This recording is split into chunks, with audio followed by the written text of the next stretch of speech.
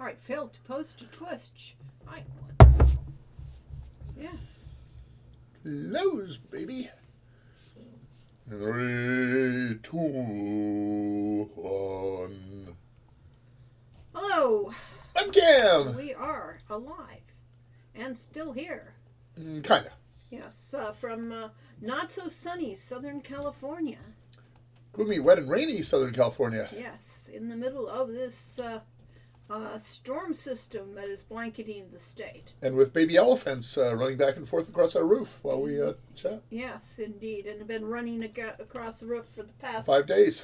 Yes, from 7 o'clock in the morning. Yes. Indeed. Hello, all. But I got up at 5 because I anticipated I was about to be woken up at 7. I see. That was clever of you. Ah, thank you, Molly. You're subscribing yet again. Thank you, Molly. Aren't you subscribed through the year, and she 2045? Hello.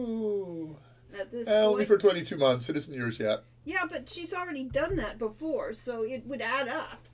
Oh, she subscribes 1 month at a time. I see. And we missed our last 2 weeks ago. Okay. Molly is nicest Metroid I've ever met. Hello, all. Hope and everything once you've is met a well. Metroid, finish the sentence. I don't know that one. I just made it up. I know, so I can't follow it up with a clever thing. Any rate, Molly by golly. Molly by golly, yeah. I had a niece. No, what was her relation to me? I guess she was just a cousin named Molly. I just had to look up the etymology of today's Wordle answer. I got it in 3 turns, but I wasn't sure it was actually a word. And found out that, yes, it is, but it was not a word when Lori and I went to school. Merc Octopus has subscribed with Prime for 5 months. Have you guys played much of any Metroid games? If you mean Lori and me, none. Yeah, unfortunately, we can't. Well, I'll bet some of the people in the channel have. Yes, I'm sure they have, but not us. We have not met that game. Yes, there is a... There's the octopus. Hello, everyone, says Edenwaith. Hello. Welcome back, and yet another live stream where we talk about anything we care about, but right now we thought to talk about how the future is now. And the future is specifically now in AI developments that have been going on for 50 years and are finally actually starting to do something interesting. Yeah, for most of our lives, we have, since we read science fiction all of our growing up time, then we have known about the future forever. That's true, because there was Michael, a.k.a. Mycroft, in The Moon is a Harsh Mistress. Yes. And stuff in Asimov and did Arthur C. Clarke write The 9 Billion Names of God? Yes. That featured a very powerful IBM computer that was used to speed up the process of saying every possible name iterating every possible name of God. Yes. So what else did we read about? Of course, we knew about the hazards of AI. We started to write a book together that was going to be called Fuzzy Logic, and that was kind of it was a humorous. It was a tech crime mystery. No. The way I saw it was. That's why we never. That's why we never finished the book. Right. Mostly, it was a humorous thing of intelligence AI and about computer nerds. And computer nerds, exactly. I may actually have it a little confused because I saw a film about a year or 2 after we started writing this and gave up on it.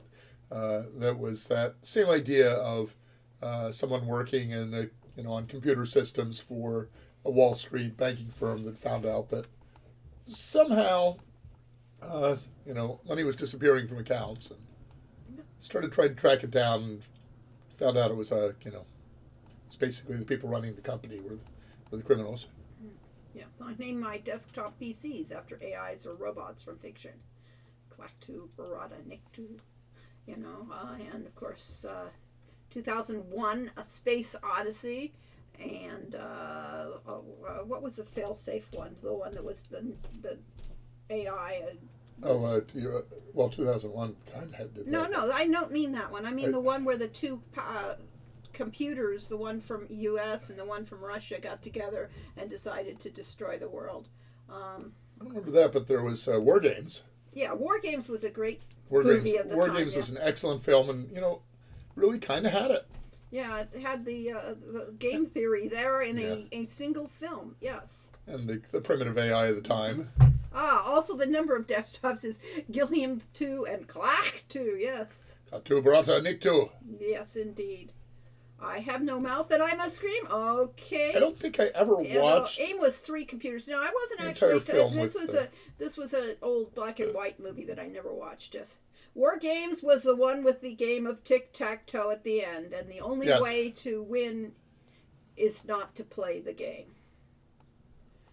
I can't recall what my current desktop is named. Well, my first computer that I built myself, the S100 bus, was named Lorelei, which you would think was named after Lori, but I don't think I met her when I met her as Lorelei when I got there. Yes. And well, I know, but I could have named it in your honor just before you visit. Yeah, probably not. Yeah. Yes. But I thought with the amount of work I put into that next one might be Bishop. Okay. Or you could go with Rook or Knight. I don't think that's the same reference. Not the reference, okay. Greetings, Professor. Indicate your access. Yeah, Julia Eckler did a great song about War Games. Yes. Yeah, Skip, you are telling us we're at the end of the world with what you're talking about. Yes. The past is here, not the future. I don't know. I don't think there's any, what goes around comes around. Well, yeah, because all these things are not new. They have happened before. And we heard some real horror stories, not just to Joseph McCarthy and the McCarthy witch hunts, hearings for communism, but even 50 or 100 years before that, there was a degree of corruption. I can't remember which one it was, but the one president is known as the most corrupt president there ever was, and that's saying a lot. You have to really be impressive if that's somebody like Mike Harding. I think it was Harding actually, but I don't know. And Alien or chess reference to Bishop, yes, really. Of course. Yes, and Alien, yes, there we go. So Glory Road by Robert Heinlein, which if you haven't read, is a must read. Is a fantasy novel by a science fiction writer, and. One of the things in there, there's a little science fiction in there too, because it morphs from being a pure fantasy adventure to, galactic civilization and so on. But our hero at a party, one of the guys says, well, whatever happened with the Great Experiment? And he, of course, assumed they were talking about prohibition, which was sometimes referred to as the Great Experiment. He said, "Oh no, we killed that. It was impractical. It didn't work. Never would." And he said, "Oh, that's a shame. I really thought democracy was a great idea, but impossible, of course, as you say." Nimue, yes. Nimue. Yeah, but you got to be able to type that, and I don't know how to type that. Yeah, I don't know how to do that yet. How do you type in "you" with an umlaut? Previously, Titania, Circe, Cilio, I don't know Cilio, Arachne, yes, and others. And what is the 2 dots over letter called in English? I only know the German word. German, it's umlaut. I think umlaut's used in English, isn't it? There you go. Mike, hold it down and then... Okay. Diaeresis? I think that's just the global term for it, isn't it? Diaeresis is any diacritical mark or whatever it's called. Yeah. Maybe. Cleo, I misread it. Cleo, yes. Cleo, where? Oh. I saw what did you say, Silo? I saw another I in it because Cilio, because it's well, that was silly. Oh. Yes, Cleo. Okay, fine. Cleo. And that laptop was the one I got right after graduating my history degree. Cool. Yes. Curious coincidence there. The The most familiar to English language speakers are the diaeresis and the umlaut, although there are numerous other. Okay, so diaeresis is a specific. All right, so which one is diaeresis then? Mom had terpsichore, yes. The dancing queen. So I know the one that's a chevron is called a accent circumflex in French. Trima is the Greek term, apparently. Well, this is good. It's interesting. Terpsichore is Here the we're way I all- always pronounce that. Uh-huh. So clearly we're all going to learn something today. All right. Ah, So anyway, we've been watching. There's been a lot of discussion on our Discord, which if you're not in our Discord, go look up Trans Solar bring it up, Games bring on it up. Discord. Yeah, Well, I could do that too. You should. I mean, what we're hearing Discord. because you can also, I'm sure, go did to- they actually show you some pictures of some of the AI? Did they post it Probably, here? yeah. Well, there's a lot. Yes, there was a lot of pictures a while back, but I don't know if that's still The thing, well, Oh, how do I do this? Invite people. There we Okay. go. Here's an invite. Hit and copy people. if you haven't come on If today, you haven't already gotten here, onto come our on. Discord, here's an invite. Yeah, come on over. So we've The for a little while dots we've had is people. vernacular. For a while we had people talking about DALL-E, Mm-hmm. which is DALL-E. I guess I should type that DALL-E, but obviously referred to the painter Dali, but the E, is sort of electronic. Mm-hmm. Anyway, so that's a thing from OpenAI, which is part of Google? I don't think so. I'm not sure. Anyway, OpenAI has two major products, which are DALL-E and ChatGPT. And ChatGPT is the modern extension of a program we had when we were in college called ELIZA. And ELIZA was this this bot that you could talk to and would basically echo back parts of your conversation to make it think you were talking to a real person.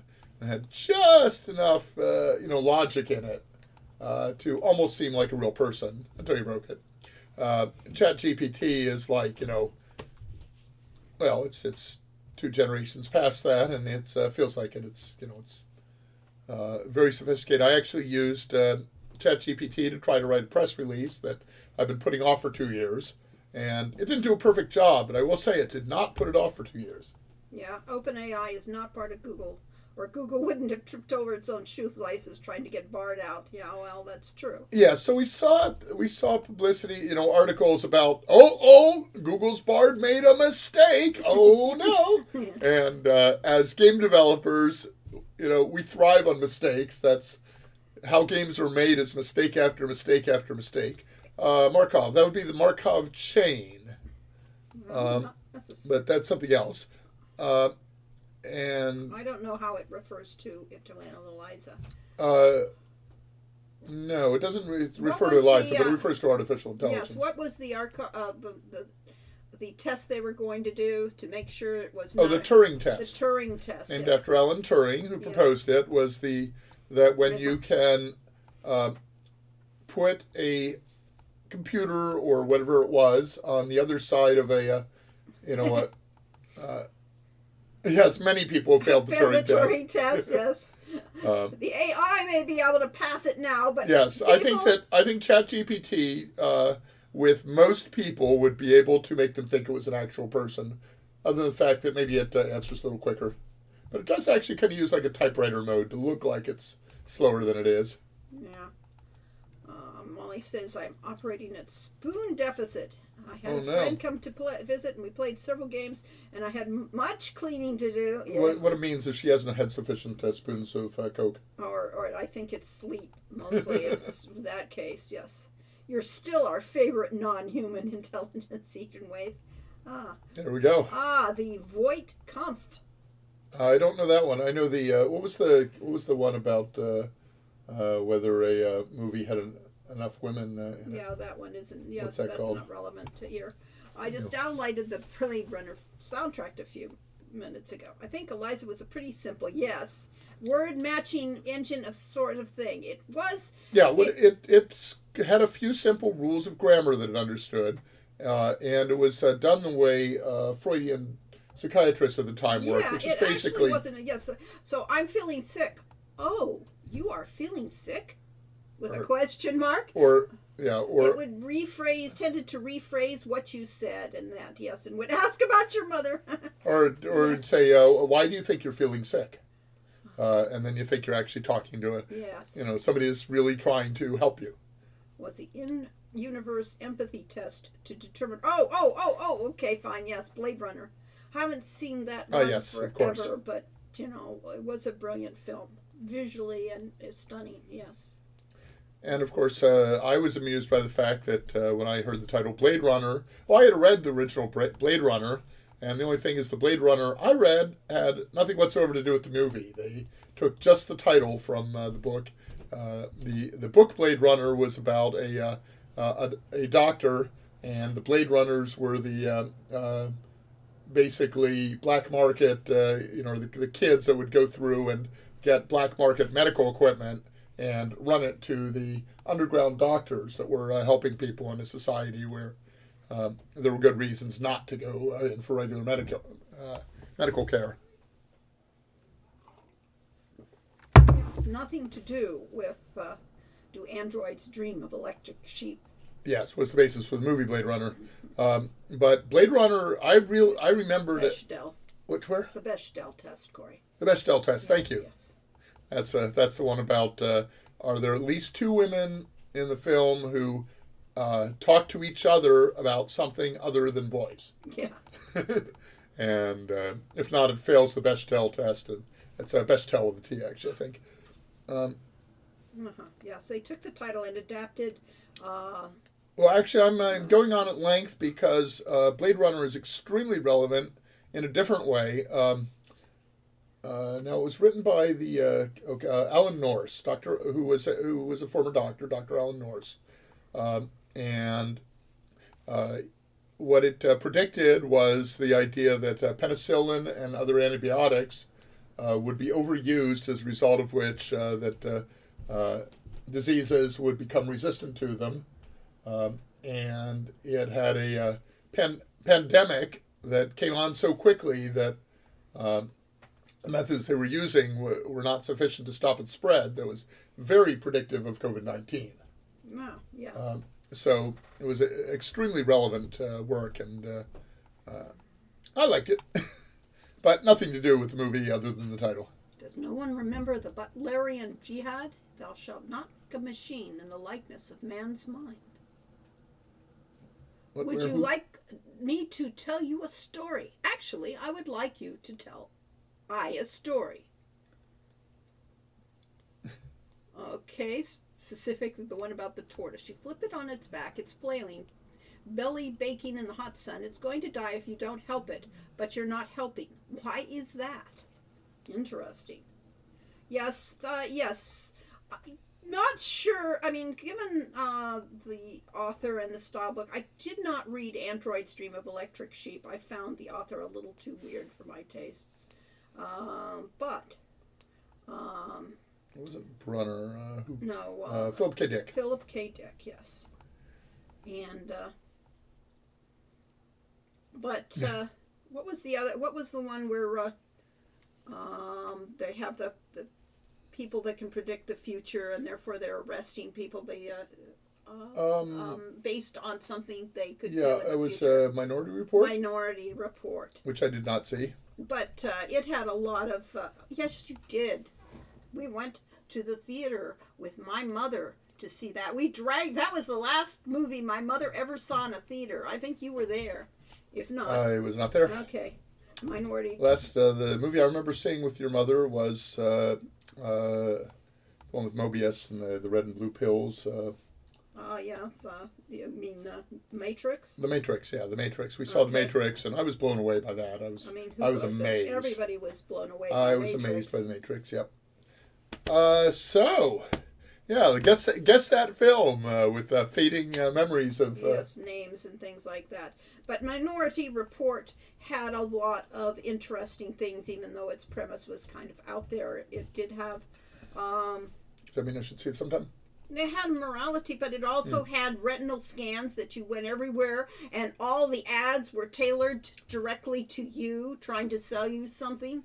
And so, yes, really. So to skip OS X, I have to say the post-apocalyptic nightmare we live in, I have to go back to, it was the best of times, it was the worst of times, because there is some really terrible stuff going on, and it's tough, but it's also some really wonderful stuff going on.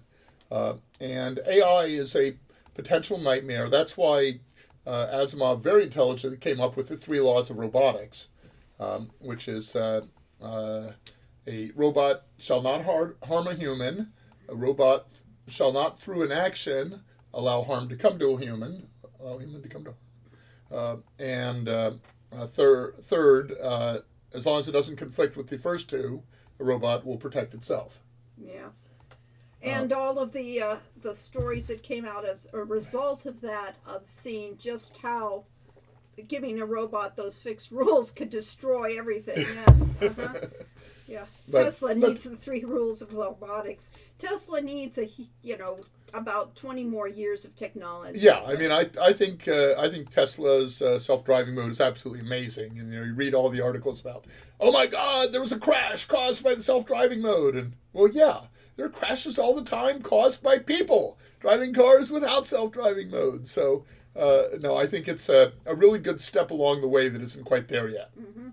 And up until very recently, the idea of, something like DALL-E or Midjourney, of being able to give a text prompt to something and get out a piece of art that's actually pretty good. Mm-hmm. I didn't think we were close to that. No. And then all of a sudden this year, all of it's there. Yeah. Brainiac says inaction was part of the first. The second was a robot will obey all orders given to it by a human, save when it's in conflict with the first law. Thank you. Yes, you're correct. And Susan Calvin was the robot expert that basically helped fix robots that had been broken one way or another, usually by getting orders that were in conflict with its directives. Mm-hmm. A robot may not harm humanity or by inaction allow humanity to come to harm. Yes, what happens when you have a AI in control of things and it gets hold of the American public? I mean, oh my God, this would be... Yes, what about when you must harm someone in order to not harm others? Yeah. The greater good and all that. So Tesla lets us live the trolley problem. Yes, indeed. So yeah, I mean, right now Wally's gonna go do a thing. Have fun. Oh, well, thanks for coming. Yes, yeah. Good to see you while you're here, and thank you for resubscribing. Yes. Dr. Susan Calvin, the first robot psychologist, a fascinating character. Although, if you actually go back and read Asimov, there's really not much depth to her, any of his female characters. Well, he didn't know how to write women. We will know AI is truly self-aware when it starts asking us for Saturday off. So Lori and I, for about 50 years, have been pushing environmental protection and trying to undo the damage done by ozone layer being destroyed by petrochemicals and plastics and all pollution, all that sort of stuff. Went back before us to like Rachel Carson wrote, was it The Silent Spring? Silent Spring. And all that. And, we said, okay, time is running out. Sometime in the next, 20, 30, 50 years, we need to take serious action or it'll be too late. And we have watched in horror as those 50 years and more have passed, and it's really starting to look like it is too late. So... Or at least we're hitting a threshold point because we're really, really close to too late, and people are still arguing about, oh, no, we don't want to do anything about that, it's too expensive. And, of course, it is vastly more expensive than if they'd done something about it 30 years ago. No AI has yet passed the Turing test, but this is primarily because nobody has yet programmed an AI to gripe about its job all day. Oh, well, AI has sufficiently passed that, I think. What was it? Do you have the copy of that article for this? I wanted you to get that copy of that discussion with the one AI. Oh, did you put it in here? Oh, the one that somebody posted. Where? Let's see. It was somewhere in our Discord. Anyone remember what channel? Was it in Philosophy? What? Did you put?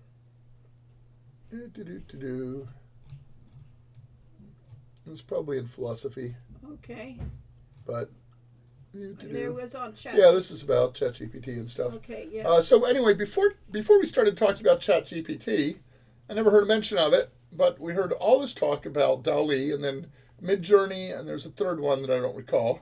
And DALL-E made, let's see, okay. So actually, Ken Williams, I'm going to share this desktop. Ken Williams posted an article about Colossal Cave Adventure, and this picture in it was generated by, I think, DALL-E.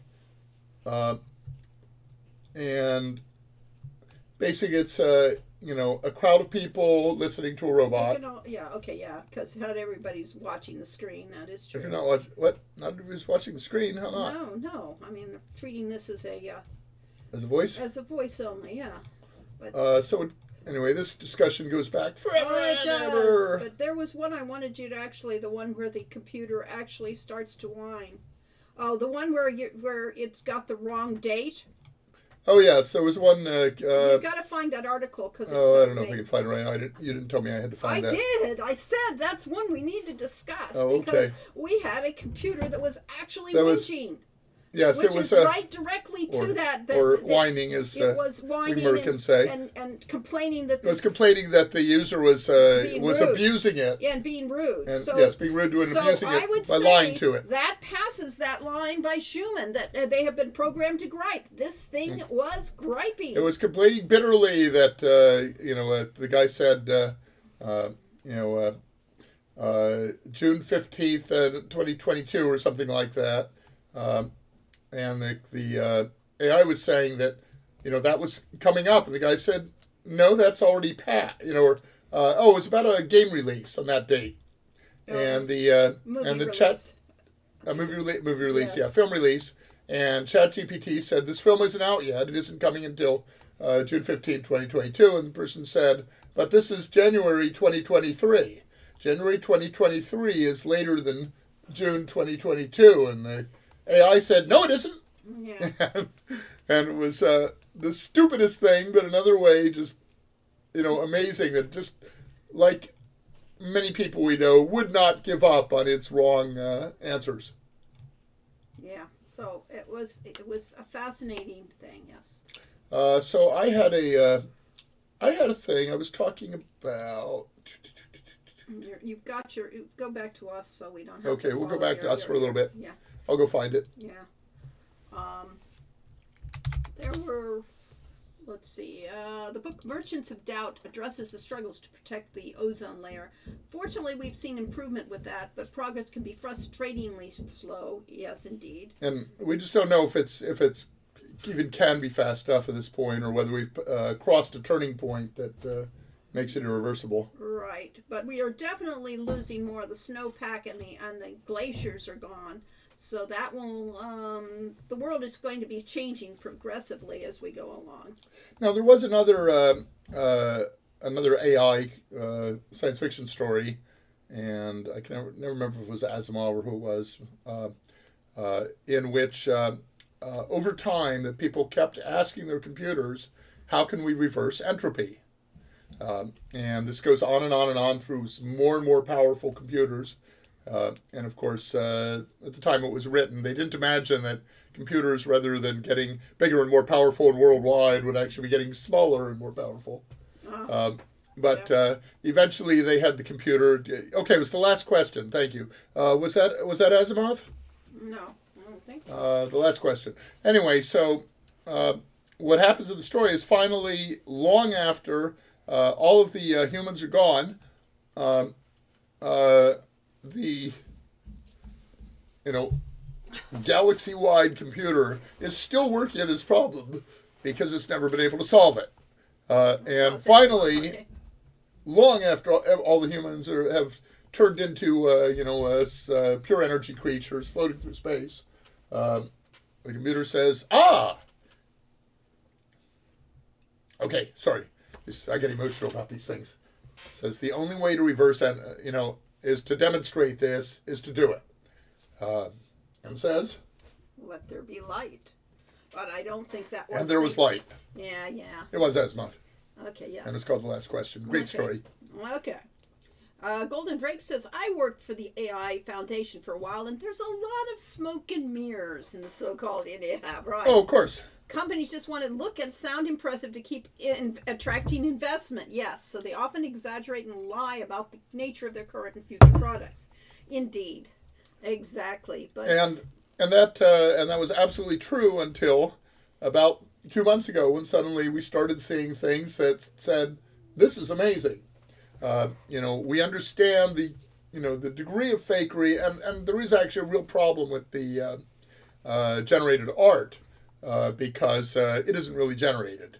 What it does is it takes examples from its huge database of art pieces and pulls from that to put styles together. So if you say, give me a chimpanzee running a library, but do it as Picasso would have drawn it. It'll do it for you, and then it's really pulling from Terry Pratchett and from Picasso and actual pieces and so on. So what it's doing is an amalgamation. It's not really original art. But it's making some very interesting things. Can you get to Facebook and we'll show off some of the Midjourney Quest for Glory characters if you haven't got them anywhere else? If I have them in mind, let's see. Yeah. Where would we look? It would Hero look, You or no. Quest for, are you on one of the other? I'm on Quest for More Glory. Go to or go Caddis Tail Inn. I've seen them posted there. All right, let's try that. Search Facebook. Caddis Tail. Is it T-A-L-E? I think it is. I don't know. It might be there it is, the Caddis Tail Inn. There. Where? This one here. Oh, there. You're not even a member. It's got a tail. Tisk. Oh, I should join that. You should join that group. Yes, all right. Roll down and see if we can... you got to get to... Your membership is pending approval. Oh. Did you come here from the Quest for Glory fans group? You came here from... No, I am Quest for Glory. Okay. We'll hope that gets past the people. Okay. I agree to the group rules, whatever they are. Yes. Let's see. Code of contact. No harassment, report issues, how to topic add, support the spirit of the rules. Yeah, that all sounds good. One of the most amusing AI generations I've seen are the various such and such series as a dark 80s fantasy film. That would be really fun for... Oh, yeah, that would be really fun. The one I liked was Lord of the Rings as crossed with Mad Max. Those were wonderful drawings. Okay, fine. All right, fine. Yeah, and we had Victorian. Anyway, but the point is that a lot of artists are complaining that they had art that was not public domain. There's one. Yes, something. That's the desktop. Yeah, there. Okay. There we go. Nope, you got to hit it. Oh, you got to hit it harder. You got to click it. Click it. Don't move from it. Move from it. Okay, fine. Here we go. AI art. This is Wonder AI. It's using Wonder AI, which I didn't even know existed, versions of the Prince of Shapir. Yes. The interesting thing is it took all the highlights in the original thing and interpreted those as medals or sprockets on the character. So, yeah.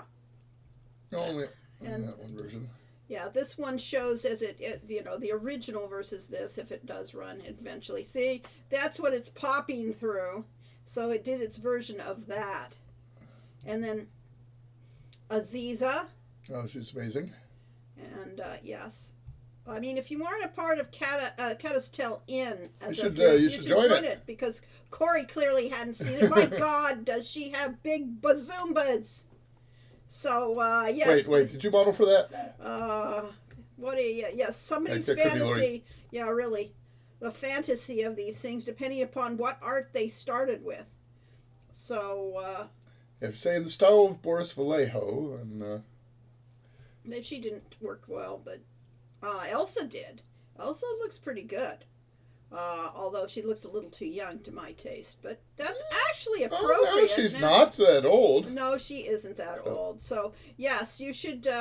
She's ahead of her time. And there we have the whole series of creations that went through Midjourney.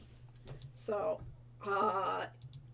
as we said, it's doing some wonderful jobs of what they're doing. Yeah, one of the small scandals was an artist who used Midjourney and he said he spent about 100 hours tweaking the prompts for Midjourney. And then tweaking and the then, art. And then another 1,000 hours going into Photoshop and touching it up. And then he entered the work in an art show and won. Yes, and then everybody... And people said, oh my God, he used computer-generated art. He didn't really paint that. This is an interesting interpretation. Boy, did this go off on its own direction. Is that Igor? That's Igor, yeah. Uh-huh. Yours are interesting. Yeah. And then but we don't know what his ancestry was. It no. could be. Yeah. So this is an interesting reversion. So yes, you can really see that the art has done some. Yes, it's definitely not our normal thing. I like the Domovoy. I like a lot of the things that they're doing there. So. Is that the Fairy Queen? That's a Fairy Queen. Yes. In the middle is. I love that. Uh-huh. Well, I've seen. I got it. Rusalka. No, I got the Rusalka. Okay. Okay, there's Rusalka. How about the Rusalka? Okay. That's, somebody's, this is not just We've the let AI. I've let her drag me under the This water. has clearly been revised because AI is doing a lot of distortions on things like hands and that. So this person, Oren Kanan, clearly He's an artist. Yes, an artist and worked on getting these things better. Who did we know that Rusalka looks overdressed. Who did art in that style? Because I recognize that style I don't know. from our SF Con years. Not sure. So, at any rate, there we go. You have AI art that is actually fascinating. And, as I said, somewhat, some of it's really good, but it does need tweaking. It isn't perfect right now, but good. No Lishi. I didn't see any Lishi on that one, but yeah. Yeah. So, anyway, we still have, they're not perfect. They never will be. Mm-hmm. But we've got the the BARD demonstration that went wrong because it gave false information. Thing. Somebody asked about question about Quest for Glory, and it was half right, and then it went totally afield of what Quest for Glory is. Yeah, and people were. But what I want to say is that's a natural stage in the development, and I feel the same way with the self-driving cars. Is there's a lot of right-wingers that hate the concept of a self-driving car because they want to be in control. They want to run their machines.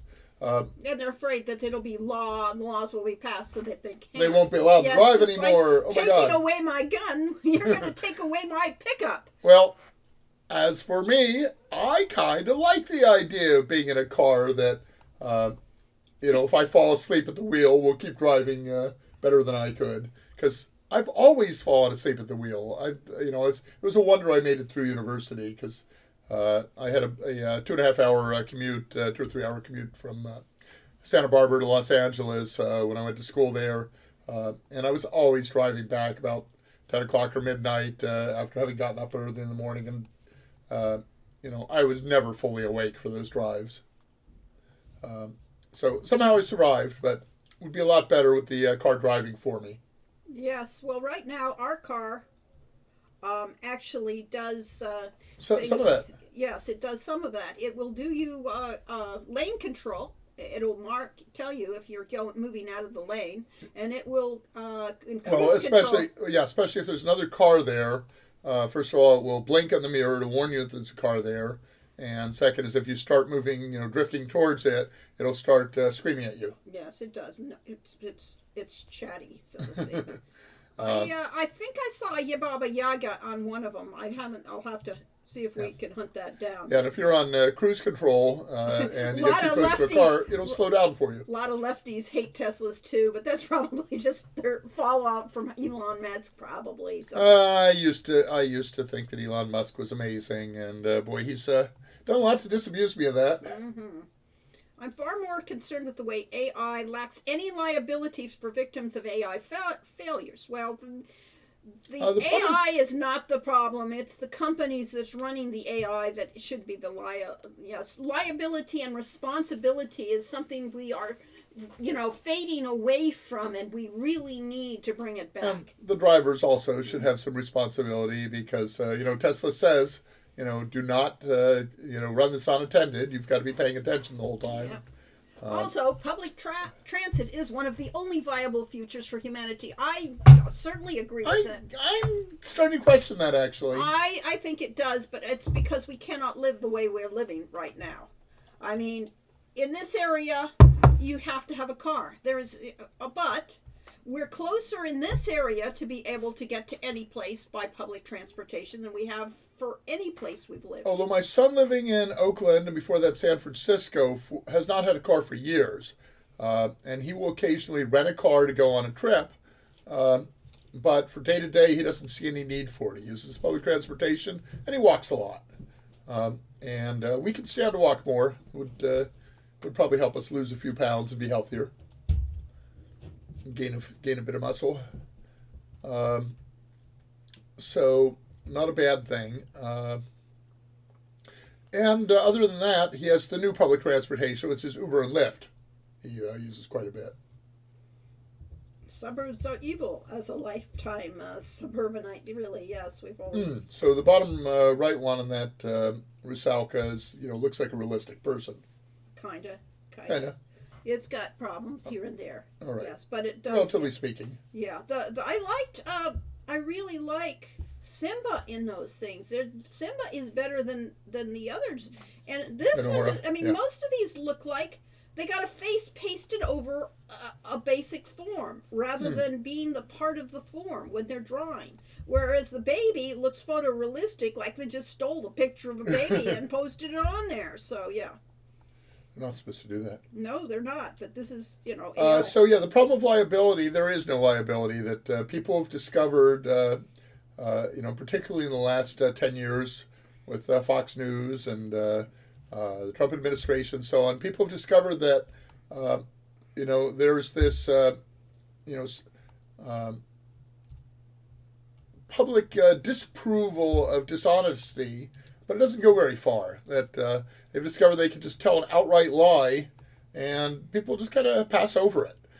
Yes, people will complain, but others will say, "Yeah, tell it like it is, brother." I mean, okay, so and there's no there are no penalties. I wouldn't mind a future where we rely on public supplied auto driving taxis that take you anywhere within a territory. That's very reasonable. When we were growing up in the 60s, Disney had a video on the future, and their concept of cars was that the roads were smart and that you would have all the electricity running in the roads. That's my concept of the future too. Yes, and it would have. Well, I wonder where it came from. No, I don't. Yes, remember you saw it on. I probably did. On The Wonderful World of Disney, which everybody watched on Sunday. Everybody in her family. Yes, and it's Captain Shepard in a coffin. No. Yes. Yeah, flying cars is basically they have them now, but they're just too inefficient. And too impractical. They use too much fuel. People who can't drive straight on a highway. You do not want to be driving a flying car. It has to have the AI. It needs self-driving mode. Yes, it does. Yeah. So anyway, the problem is that individual cars are dreadfully inefficient.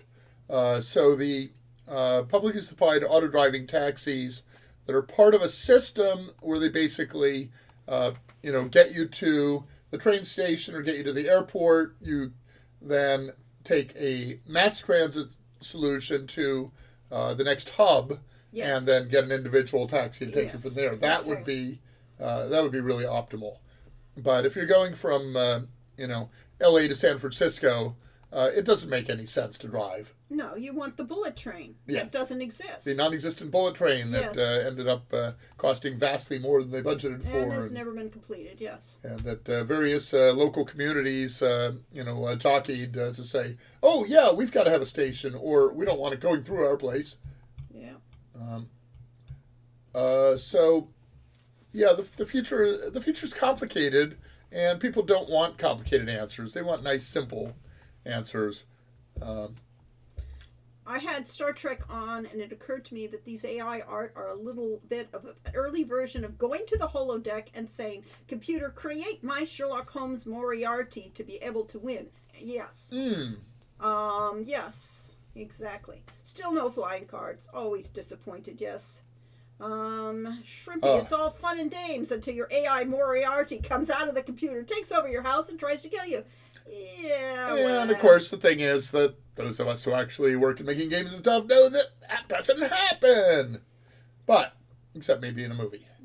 But the holodeck concept, very doable. That is off the holodeck. It's the concept of the holodeck. Yes. Yeah. The FBI literally censored free speech on Twitter over memes with no consequence, or human rights are gone. Yeah, we won't go on to that one. We won't even talk about that, actually. Everybody in my family it's watched much Wonderful... more. Let's just say it's much more complicated than the sound bites on it. Yes. Everybody in my family watched Wonderful World of Disney too. Yes.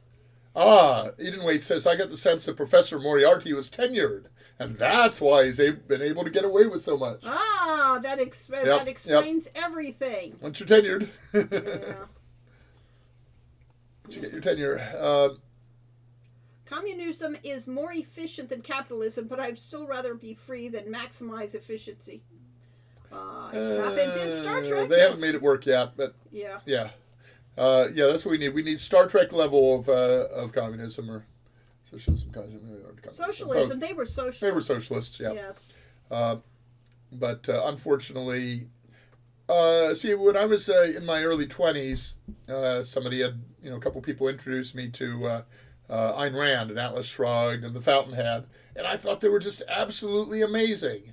The problem is that the world is not just a nice, clean, pretty place where virtue wins in the end. Star Trek was socialism in a society with unlimited resources. Which we could have. Yeah, we could almost have. We could almost have in this world if we broke down some of the political and emotional and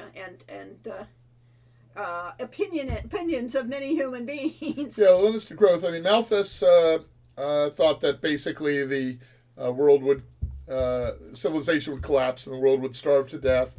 And I think when we passed 1 billion people, and we're now at 8 billion, and it's got a lot of problems. The world has a lot of problems, but we haven't quite collapsed yet. If we found some efficiencies that weren't imaginable have their before. Perks too. Yeah, really. You're never lonely when you're a Borg. When you're a Borg all the way. Yes, indeed. Let's see.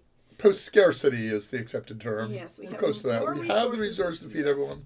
We just can't distribute it properly. Maybe. I remember answering a Quora question some time ago that, what would happen if we took all the money from Bill Gates and, the 100 richest people and distributed evenly. And I did the math on that, and it wasn't enough. It was a lot, but it wasn't enough. So, it may be that there always need to be people starving, or we need to actually reduce the number of people. Or we actually deal with the problem instead of the way it is. But who knows? Yes, it's not profitable for certain groups to distribute our food, clothing properly, so we fill landfills with it. Also, the whole idea that morality of it's not moral to give people food and clothing because they won't work for themselves. They won't work. They won't want to work anymore. What happened to the word morality in that sentence? Jeez. Yes. And by the way, that isn't true. There have been multiple studies that show that when they do things like minimum income programs where everybody in a community gets $1,000 a month or something like that, that people that weren't working actually were able to clean themselves up and get jobs, and they started working. They wanted more than that, and that people naturally want to accomplish things. They don't want to just sit around like rocks. That gets pretty boring pretty quick. Okay. When working on the Quest for Glory series in the 90s, did you ever consider a more animated approach to a Quest for Glory game like King's Quest VII Monkey Island? I don't understand the question. We were state of the art when we were working on Quest for Glory. always we were at the best we could possibly do art-wise, which is why Quest for Glory 5 looks like a piece of old technology and does not look good compared to modern technology. So yeah. So here's the OSU Brainiac has the gist of the problem. He says, I don't want to sit around like a rock. I want to play Quest for Glory every day and Hero U on weekends. But what happens when the authors of Quest for Glory and Hero U would just as soon sit around and play World of Warcraft every day instead of writing more Hero U games, which is actually kind of the case. I think despite all of our social and technological advances, we have not got over our base nature to demand distinction. If we did have a way to keep everyone fed and taken care of, hardworking Harry will one day look at lazy Larry and wonder why he gets equal rations, even at the best of times. Well, the problem is that we pretend to be a Christian nation, and the Bible actually addresses that whole thing of lazy Larry and hardworking Harry in the parable of the laborers. And so I'm not sure why anyone... Tell us the parable of the laborers. The parable of the laborers was that the farmer went out and or the businessman or whatever it is, because this is a liberal interpretation of it, went out and was hiring workers for a given piece of pay. And these hardworking workers started working, and they kept working on the project. And then when it came near the project, they needed more people. So the entrepreneur again hired more people for the same amount of money as they did for the people that were working at the beginning. And the guy who worked from the beginning for all that money said, "Well, this isn't fair, is it?" So it's like for a total sum rather than an hourly. For a total sum rather than an hourly, because the kingdom of heaven is open to everyone. So even if you were a sinner the whole time, but you gave up at the end, you converted to Christianity, you got heaven as the reward. Yeah, and by the way, we're both completely saved because we were both baptized. And at least Lori was a Catholic. I was a member of a Baptist church, and I was told that once you're baptized, you're saved for life. So, at any rate, we're going to heaven. This is the parable of the laborers, and so if you are a practicing Christian, you should realize that is perfectly fair, because that's the way Jesus wants it. So it's perfectly awesome for hardworking Harry and lazy Larry both to do well. To get the same amount of money, but to an extent, well, who knows. Currently but able to work. Of course, that businessman that was running it was making 10 times as much. Probably, but we didn't. But that is part of the we story. thought that was inequitable. But little did we know that starting around the time that we went to Sierra, that the world shifted, because up through the 1980s, senior executives at companies made about 10 times the average pay of their workers, and then all of a sudden that began to slip upwards. So pretty soon they were making 50 times, 100 times.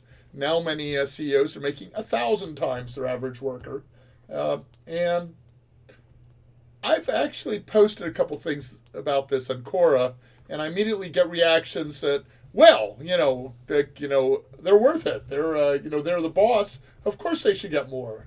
And I can't get across the idea that, yes, they should get more, but they don't need to get 100 times more than the most they could ever spend in 10 lifetimes. Yeah. They only need to get enough more to live well. And money as a measure of success is kind of stupid. Yeah.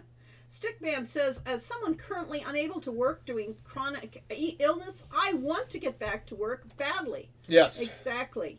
I don't want to sit around there like a rock. Yes, but I feel guilty all the time when I'm playing games and feel like I should be promoting the ones we're doing and stuff. But on the other hand, we could just as easily say tomorrow we're retired and we've done enough. It was kind of a shock when we did Rogue Redemption.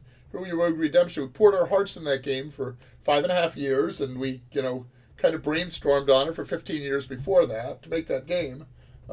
And discovered that, there was a great excitement in the Kickstarter, and we got, people contributed $400,000 up front towards it. And we discovered it actually cost us $1 million to make. and it hardly sold. Well, hardly selling is, that's the way it felt. We've sold about 20,000 copies, 30,000 if you include the Kickstarters, and that's terrible compared to the 100,000 or more that we sold at Sierra. But I've been reading things about, the average indie game on Steam sells 2,000 copies during its lifetime. Right. 20,000 is amazing. We're really successful. Unfortunately, really successful doesn't pay the bills. Yeah. And I've been talking with Ken Williams, and I'm not going to give any numbers because I don't have permission to do that. But Ken Williams, started working on, as a hobby, this Colossal Cave reimagining as a 3D adventure, and then started really getting into it with Roberta and trying to really make it great. And then came out, and it cost a lot of money. It cost a lot more to make than Hero U, and it's just not bringing the money back in. So everybody, all the indies are failing with the very few exceptions, like what's the name? Valley. What's the name? Something Valley. Stardew Valley. Stardew Valley and Minecraft come to mind. Yeah, the few exceptions that and you can't go very far beyond that and still come up with really successful indie games. Yep. So most indies are starving. Yes. Let's say, so we'll be playing World of Warcraft, but the AI will make Hero U. Yes. It's a vicious cycle of entertainment. So as far as the AI making our games, we haven't really talked much about ChatGPT yet, but that's the newest thing I suddenly started hearing about a month or two ago. And ChatGPT is the one that takes a text prompt and, tries to do what you told it. I should find the one. You've got the press release here. Well, I've got the press release, but so this was one. I just brought this up. You've got to show the desktop. Show the desktop. Mm-hmm. And I said, this was actually a conversation I was having with Jason Michael, who is writing with my contributions a book called Questing for Glory. That's all about the quest for glory and, our lives making those games. So I told him I tried ChatGPT for the first time and said, start out with, write a press release for a new visual novel fantasy adventure game by Lorianne Cole, creator of Quest for Glory. Summer Days Tilly's Tale is charming, uplifting, and fun for all ages. And it immediately spewed out in typewriter mode to pretend that it was thinking, but I think it probably had it all at once. Go ahead, read it. For immediate release, renowned game designer Lorianne Cole, creator of the beloved Quest for Glory series, has announced the release of her latest creation, Summer Days Tilly's Tale, a heartwarming and delightful visual novel fantasy adventure game for all ages. And I read that first paragraph and said, I couldn't have done any better than that. And then it goes on to players will follow the story of Tilly, a young girl who sets out on a journey of self-discovery and adventure in a world of magic and wonder. Along the way, she will encounter a host of charming characters and creatures, including talking animals, mischievous fairies, and even a dragon. And it's like, wait a second. Well, okay, that's interesting. Yeah, we ought to write that game. But that isn't the game we wrote. Yeah.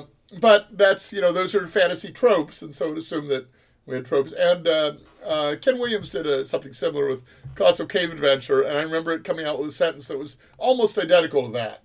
Yes. So that was its generic fantasy game right. description. So we're going to have mischievous fairies and even a dragon in our games. Otherwise, we do not, fit its idea of fantasy.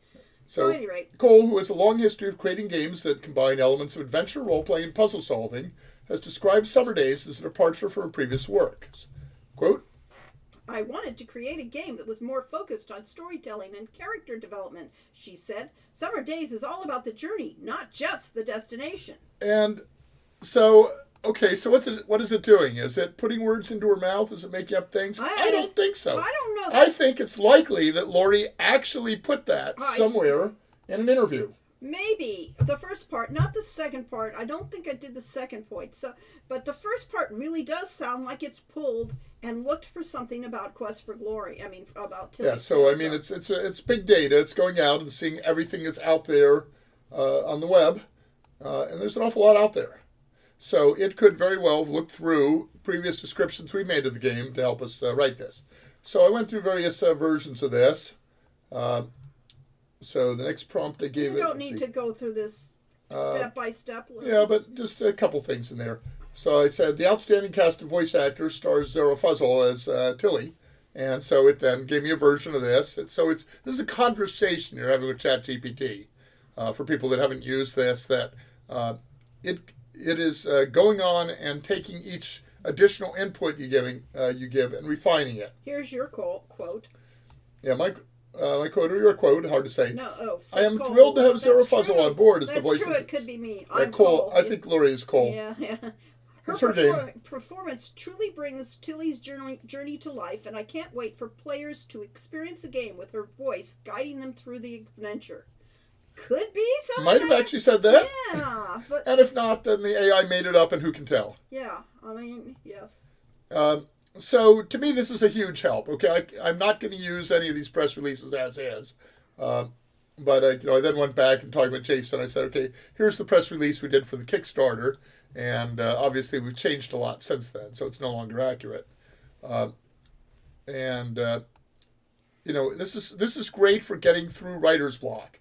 You can say, help me write, a paragraph, or write a page of this novel I'm working on. That, here's all the information about the novel, and it'll give you something, and you'll say, well, that isn't quite right, but it's got some really good ideas in there. It's a good start. It's a good beginning for writing. Okay, let's go to the people who have spoken things. Let's see. Webhead Spidey had been asking whether we would have gone more cartoony with Quest for Glory, and actually, we were trying to do state of the art for that. So the most cartoony one we did was actually Quest for Glory 4, which had some of those characters look pretty darn cartoony. I don't think that the King's Quest that was the most cartoony, that looks like something out of a not a Disney film, but Oops, sorry. the person who did An American Bakshi? Tale. No, not a Bakshi. Not a Bakshi. No, we're not. American Tale was. Yeah, I can't think. And I remember it, but I can't. I can too. It's a thing.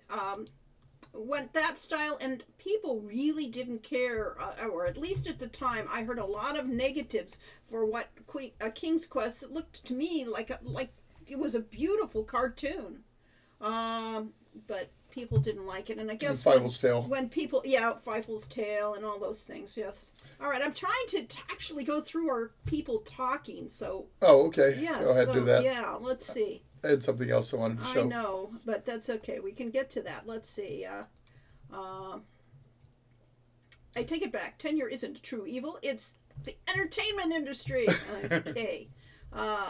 We read William Goldman's 2 books. The second of which is Which Lie Did I Tell? Which was a conversation that he'd had with a producer who had just gotten off the phone, and he said, which lie did I tell? And, and that was like the essence of the entertainment industry. The other one is Goldman said that basically nobody in the movie industry knows anything, but they all pretend. Yes. So if you think that the people in the AI companies are all pretending, well, it's universal. Let's see. Yes. Those types of work versus idlement arguments have been created and promoted by people who want to maintain desperate and easily exploitable lower classes. Well, that in fact that lower classes, people in the quote-unquote lower classes, do not want somebody else to be promoted above them, even if it means they're being promoted too. There are a lot of people who resent, that they aren't the best. Yeah, I mean, that's one of the reasons that, people have diatribes about black people or about Jews or about anything other Mexican than me, immigrants. Yes. Anybody who's different is that they can basically say, it's not the rich company owners that's No. refusing to give you a raise. It's you're not getting a raise because there are all these other workers competing for your jobs And taking your job away. Taking Yes, your job away. yes, and so you got to blame them rather than the and people and who. coming here to live off welfare. And oh, by the way, they're also taking your jobs away. Yeah. Uh-huh. After all, Jesus said, "The poor you shall always have with you." Yes, one of the most frequently abused quotes from the Bible, and the abuse there is, yes, the poor you always have you with you, but that doesn't mean that you shouldn't have charity. And it doesn't talk about the degree of poverty. So poor that are literally starving to death. Well, you only have those with you if people are unwilling to do something to change that. Yes. Meanwhile, the rich will always have with us, but the rich that have, 10 million times everyone else, those don't need to be that rich. Okay, let's see. You can be rich and Corporate successful without greed is being villainous, a multi-billionaire. Yes. As a nurse who earns 120K a year, I want to see the person flipping burgers to make enough money to own a house and a farmer to go on a vacation. I do not want to support able-bodied people who refuse to work, though. Yeah, well, it's hard to figure out. Yeah, I don't know what an able-bodied person refuses to work is, because I tried starting at about age 40. Refuse is the key. Yeah, starting about age 40, I was looking for jobs and couldn't find any. They did not want to hire an older person because why should they pay me $60,000 if they could get someone straight out of school for 30? And pretty soon, the people out of school were making 40, 50, 60. But they still remember the trope of experienced people wanting twice as much. So I couldn't find, nobody offered me a job. Now, admittedly, I could have gone into, well, what I was told was I could go into Starbucks and, getting a job as a barista or maybe as a store manager or something. But the people who say that don't actually understand the retail industry. Starbucks is not going to hire a out-of-work game developer to be their store manager. They're going to hire somebody that has 5 or 10 years of retail experience. If you haven't worked in that, you're not going to get even those jobs. So long story short is I found almost no work over the course of a 20-year period and eventually decided to make our own company and create Hero U and lose even more money instead. Yeah. Well, we're good at that. We're good at that. And it's not a problem because effectively we've lived a pretty good life. We managed to, stretch it out to the point where retirement savings came in and yada, yada. Yada, yada. Yes, The Expanse had a grim look at Earth. People's needs were met except for work and purpose. Earth was just a massive hovel of people lining up for decades, for years, looking for a job. Gee, how unrealistic is that? Yes. There was a utopian science fiction story. I don't remember who wrote it, but the idea was that we had gotten rid of cities and replaced them with basically tree houses and people living in houses up in the trees. And they were, you couldn't see them from space, all you could see were trees. And that most people did not work because everything was so automated that there weren't enough jobs to go around. And so people that wanted to work basically competed and, put their bids in and occasionally got, 10 hours a week or whatever of work. And people who didn't care whether they worked or not and just wanted to have leisure did. And everybody else was happy that they did that because that let them work. So I'm thinking right now of that was a pretty cool story. The Time Machine, where in the future all the humans there were happy and joyful, and they got all the food they wanted and everything, except that occasionally they'd be harvested. Other than that, yes, and that was a future that was looked for, in the Time Machine, written 2 centuries ago. I mean, whereas I remember Time After Time and H.G. Wells coming into the 60s or so and not liking that Scottish restaurant he tried, McDougal's or something like that. Yeah. All right, let's see. Curious how Yacht Club Shovel Knight is done. That will be interesting too. I think that one did well. Let's see. Chat GPT. Give me a script for Rasmus and Fenris. That's yeah, that would be interesting. ChatGPT can write code for AGS. It probably doesn't work. There have been examples of people asking for, I don't remember if it was Perl.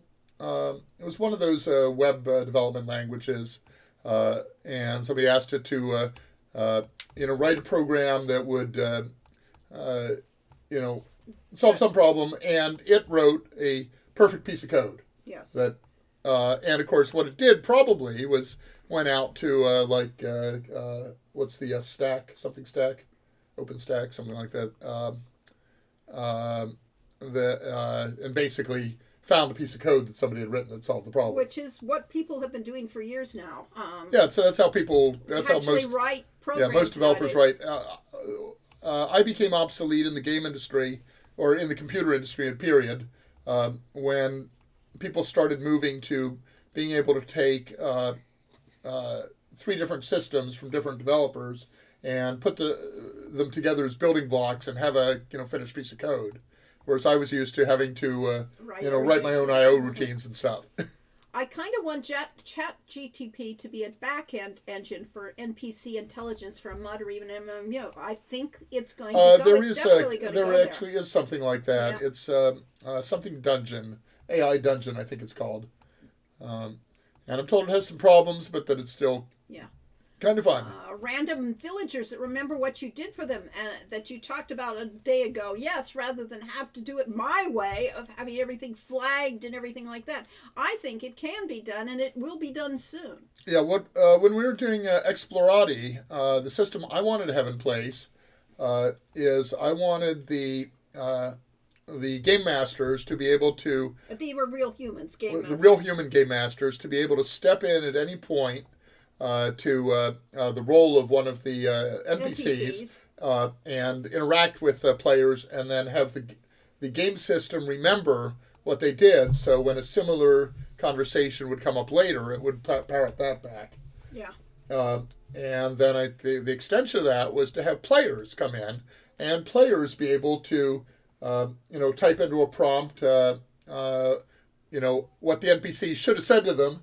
And then for people to curate that, obviously, because you don't want a lot of offensive stuff in there. But to be able to have vastly more dialogue than any game designer could possibly write by getting 1 million players to write it instead of 100 GMs. Never underestimate a player's ability to screw over a game if they have abuse input and abuse it. Yes, and frequently unintentionally because they're just not very good at it. Well, yes, but there's also the trolls. There have been trolls from the very, very beginning of games when it was still, the Noah Falstein's story about the game that had you take pictures of yourself. Oh yes, that you. Yeah, it was an arcade. It was an arcade cabinet that they. He worked for Midway, and I believe it's in Chicago. And what they did with their new experimental games is that they tried them out by putting them in local arcades around Chicago, and then basically having a hidden camera watch how people interacted with the game and whether they appeared to be having fun. And you could have a picture of the winning person. If you got the winning score, you could put your picture on it. And they discovered very quickly why that was a bad idea. As the pictures that people put up were, let's say, not suitable for work. Yes, and they were done in public. So therefore, they discovered right away, you cannot do this.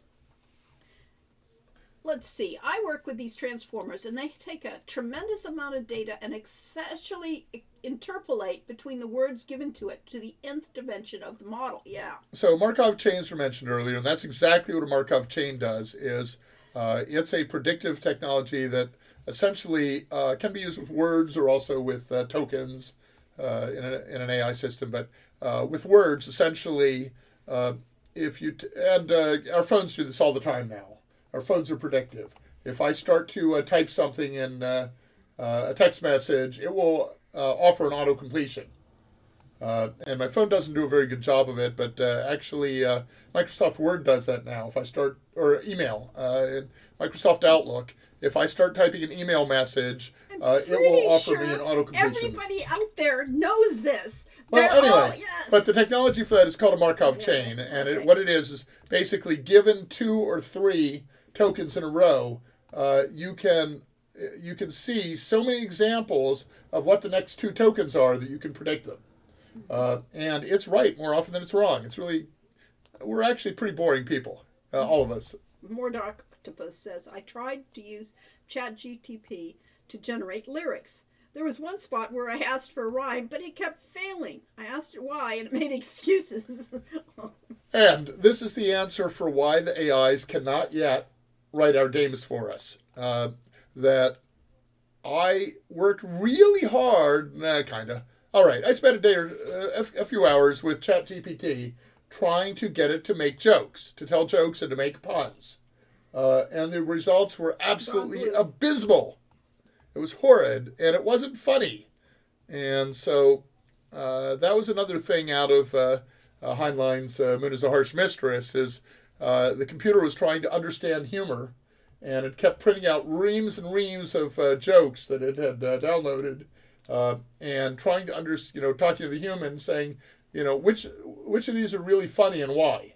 And the answer is that most jokes really aren't very funny. Oh, yeah. For the last 20 years, we've looked at jokes in the internet and say, that's horrid. Jokes books, trying to find a joke or a pun that works, and it's really tough because there are a lot that don't. Yeah. All right. And an awful lot of them involve basically racism or insulting in particular. Yeah, that whole line of humor that people thought, or and that we don't want to put in our games, so. Yeah. That really restricts us. All right, Don Bluth. Yes, Don Bluth was the art style that I would say that King's Quest. 7 was actually duping rather than Disney, and so I know. Yeah, Labakshi does Quest for Glory. Oh no, yeah, that would be different. Yes, no. Yeah, but Don Bluth, very talented and had a great team. And made very beautiful artwork. So, yeah. All right. King's Quest 7 looked just fine. It needed a faster walk cycle. Walk cycles are so hard. You think they're easy. I know. And we go through them. We spend hours and hours and days and weeks trying to get it. Even though it's just modifying an existing walk cycle. Yeah. And, of course, part of it is that we also want the characters to move unrealistically quickly because it's boring to see them walk at normal pace. And when you start going between walking and running, that's not the same motion, so you need different animation, and that's expensive. But the black cat that is in the opening room of Hero U Road to Redemption, how many revisions did we go through on that before we finally threw out most of it? All the animation out we threw it all out. Sat it down. They couldn't make a realistic looking walking cat. Well, it was between the walking cat and the fact that it could get in collisions. Collisions. Yeah, so we threw it out. It was just sad. It just, that was so much programmer and artist time was wasted on that, and just couldn't get it to go. Yeah, I thought King's Quest 7 was visually nice, but the difference between the previous titles was jarring. Same issue for Quest for Glory 5 for a lot of folks. You could say the same thing about the Odd Gentleman version of King's Quest versus the originals. It's a little jarring too. Yes. Yeah. I read an interview someone did with Roberta Williams during the King's Quest Mask of Eternity. Mask of Eternity, thank you. And it was interesting to read about the perspective of how that game was being developed during an era as the new era of 3D graphics was starting up. Yeah, we all went through that in real life. Okay. And of course, with King's Quest 4, we started seeing the problem with we weren't even on CD-ROM initially. But we're in the CD-ROM era. We were using a technology that was designed to be used with that. Very, fully painted backgrounds and high res. And we discovered that Sierra's old system of developing a game in about 6 months was starting to break down. So King's Quest 4 went out the door, had a huge team, a lot of people working on it. It was, doing beautiful work and so on. But it was buggy as all get out. It was just completely unplayable, and in fact shipped barely playable there's a lot of ways to crash it and stuff. King's Quest 4? No, Quest for Glory 4. Oh, sorry. okay, Did I thank say you. King's Yeah, Quest? you did. And it's King's like, wait a Quest. second, King's yes. Quest 4 was 4 was fine. unplayable. Yeah. Our friend Carly animated the unicorn. That was a different universe, Corey. Yes. Yes. Yeah. Quest for Glory 4 was kind of a disaster internally. Yeah, I think everybody knows that one too, so we'll go. But it just wasn't enough time to develop games. So for Quest for Glory 5, we finally got kind of what we felt was enough time to develop the game. And no, we didn't. We never had enough time to do it because we we were always did supposed. more. Because we were going to be shipping it the following year. Oh yes. So it was never. It was never that. Oh, we have 3 years to develop this. No, we have 1 year to develop it. And it kept shifting for 2 years. So a year into the project, I'd been working out at Accolade, and I came back and was brought in as a contractor on Quest for Glory 5, and they'd been working on it for a year, and they said we're releasing this in 3 months. Yeah. And it still needs some work. So I came in and I discovered that what they had was a game system done in C++ that duplicated the very basic things of SCI. It allowed characters to walk. It actually had some multiplayer code in it, and it allowed audio to be played, and that was about it. There was so I said, okay, well, what about this script Lori has written? She had at this point over 500 pages of game Bible or game script, and how much of that has been put into the game so far? And we discovered that nobody in the team had actually looked at Lori's game Bible, none of the programmers. And the lead programmer had, developed a system which he could have just instead licensed Unreal Warfare and used that.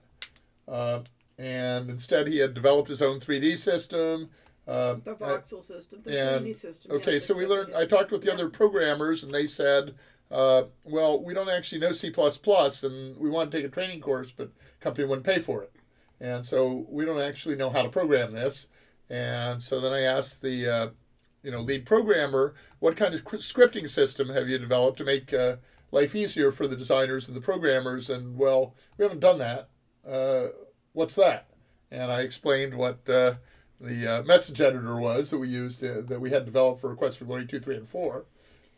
And he kicked one out in no time flat. No, actually, he gave it to somebody else. Oh, okay. Well, 2 weeks later. Yes, we had a. 2 weeks later, we had a very robust. We had a very robust scripting system, and then suddenly the programmers had been actually sitting in their hands for a year, started working on it. Yeah. But nobody had, knew that there was a 500-page script for this game.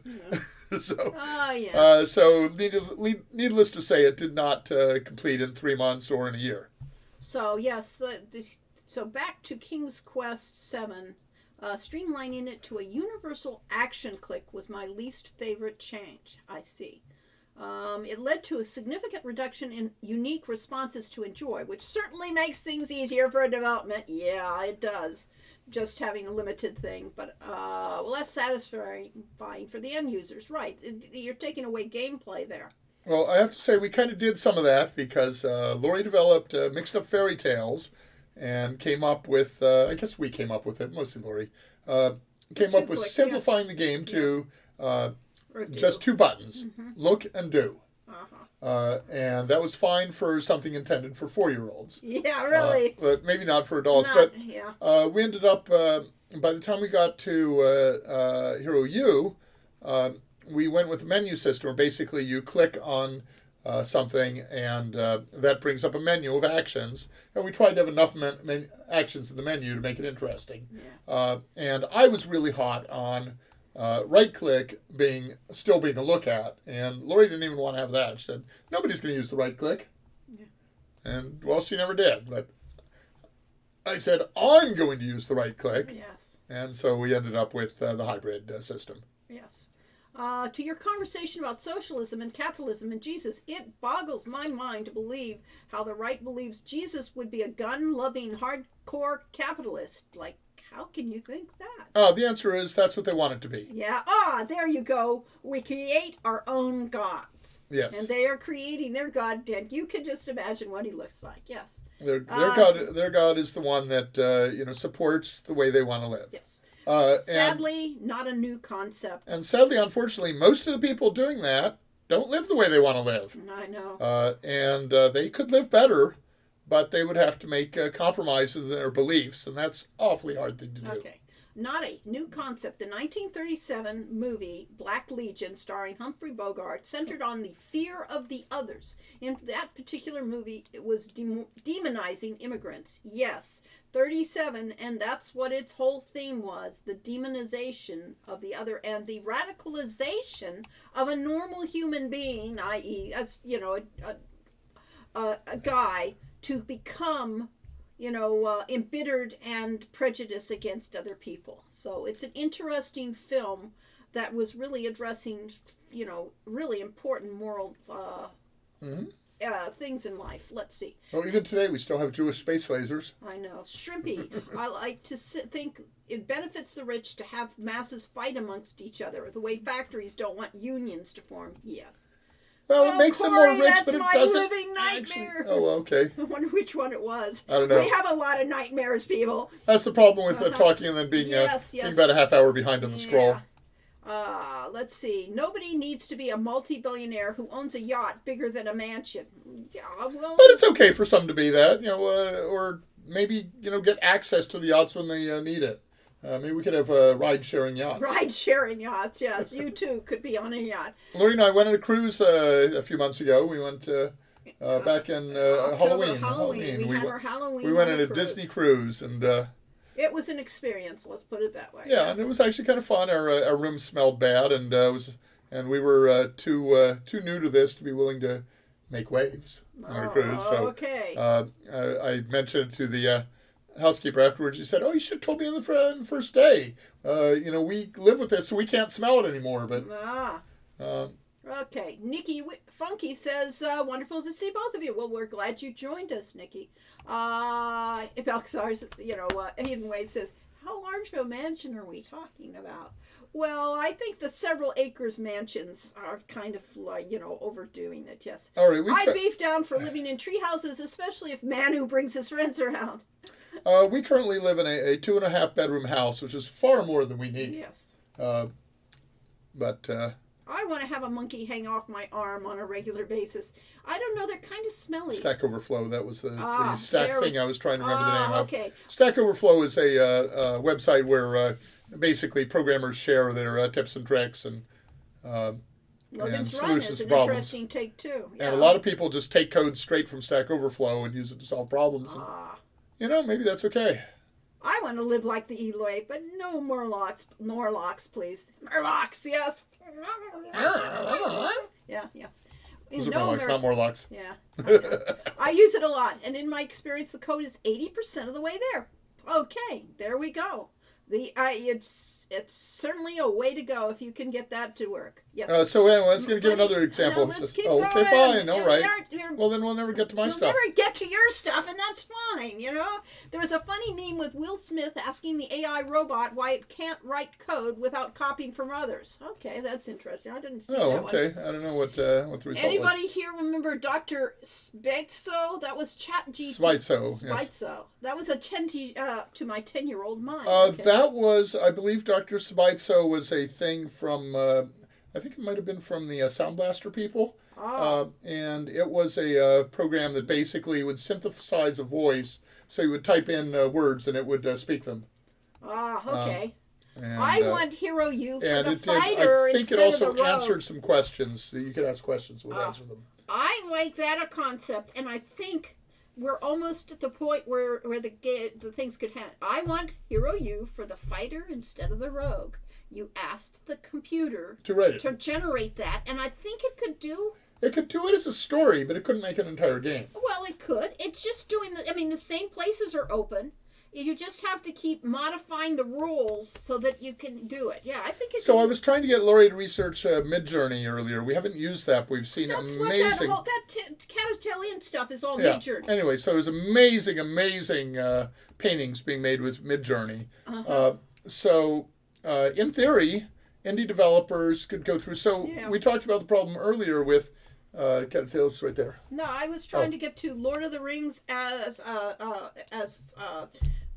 crossed with Mad Max. So But that's just like me trying to actually answer questions here, and you want to go off on your thing. it's no, that's Midjourney. So That is Midjourney, that's not my exactly- point. That's not what I'm going to talk about, Okay, though. fine.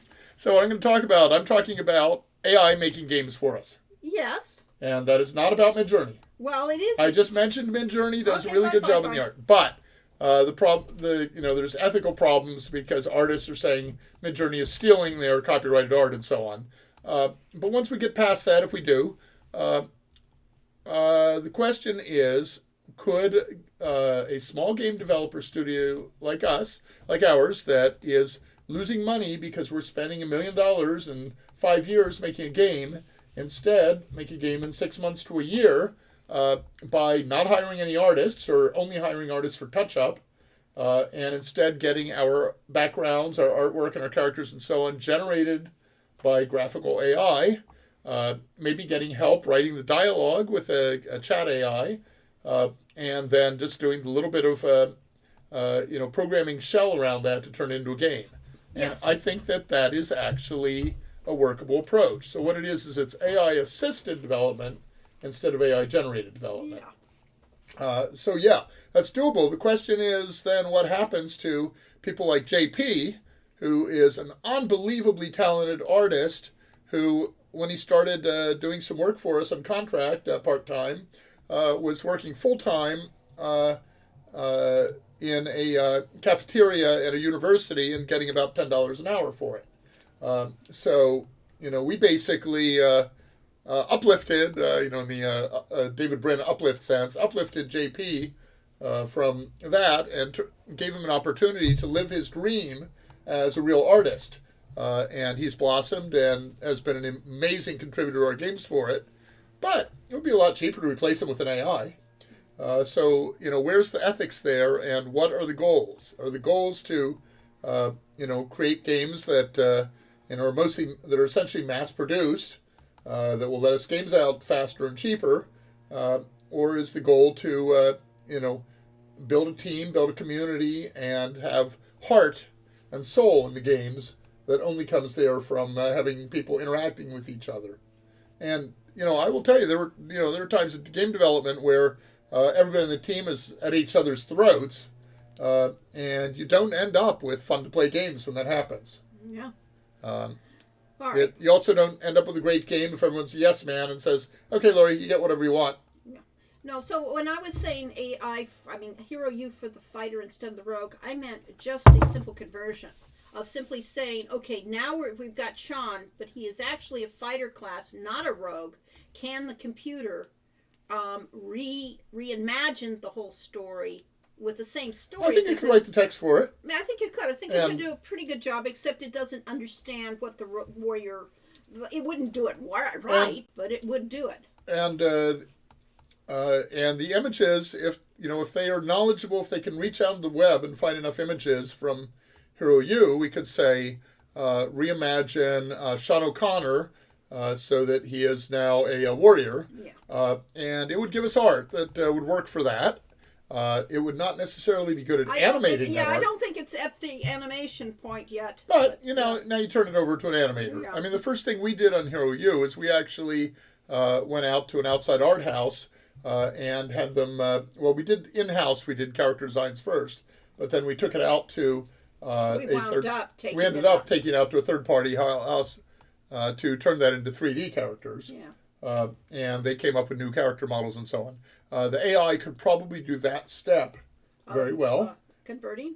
Yeah, converting it to 3D. But it wouldn't be the ones that are out there. You'd have to get a real dedicated system. And certainly it would work on the concept art stage. Yes. You can say, give us some concept art for, a warrior hero in this context, and it would give you 100 useless things and one great one. And then you focus in on the great one and say, give us more like this. Yes, or if you get the 100 mediocre, but you pick the best, you pick and take from the best of all of them. Yeah. Yes. Okay. So let's see. So the hybrid of experienced smart game developers working with the AI could happen. Sion says, cool hat. Thank you. Yes. I used to get I think I got this one at Yosemite, but I used to get all of my similar felt hats and stuff from Disneyland and Knott's Berry Farm. Ages ago. Ages ago. I would go into the Adventureland and buy hats there. Yeah. All right. Wizard Way is the theoretical... It covers up my extremely bald head. Wizard Way is the theoretical next part of the game. Yes. The game system, you couldn't get the game the way I would have it made.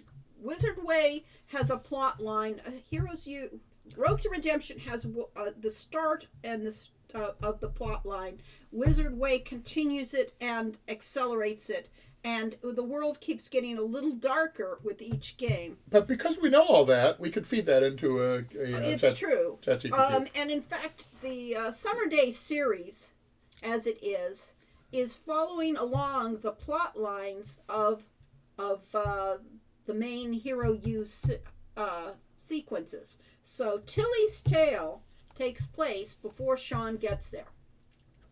She is the summer before Sean makes it to the school, and Ifeo's adventure is the summer after everything that went on in Summer's Days happened. I mean, Road to Redemption happened.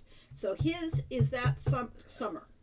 Then Sammy's story is actually the game that would come after Wizard Way, assuming we were making these things in sensible, logical order and had the money to do so. And in Wizard Way, the world changes radically, and Sammy's stories reflect some of the changes that happened. But way back when we first started working in the School for Heroes and imagined it as a text game or possibly a text game with very limited graphics, sort of a Legend Entertainment style where you had still backgrounds that changed occasionally, and making it web-based was Bob Heitman's idea, and he gave a pretty good prototype of that. That game was the Wizard game. I don't know if we had a subtitle to it, but did we? I don't think so. Anyway, but, so we wrote the Wizard story first. And I very foolishly said, I don't want people to think that we're copying Harry Potter. Because Harry Potter was really big at the time we started working on this 20 years ago. If we have a School for Heroes that's all, our main character's a wizard, everyone will say, I just copy Harry Potter. Okay, so in hindsight, that was the stupidest thing I ever did, because people mistaking us for Harry Potter and buying 10 times the number of copies as a result might have been a good thing. Might have actually given us the funding to go and do the rest of the series. Yeah. Oh, well. Let's see. So the Wizard's Way would have been the initial game. And we had that all plotted out and ideas for it and so on, to a limited extent. We had a few of the puzzles. Yeah.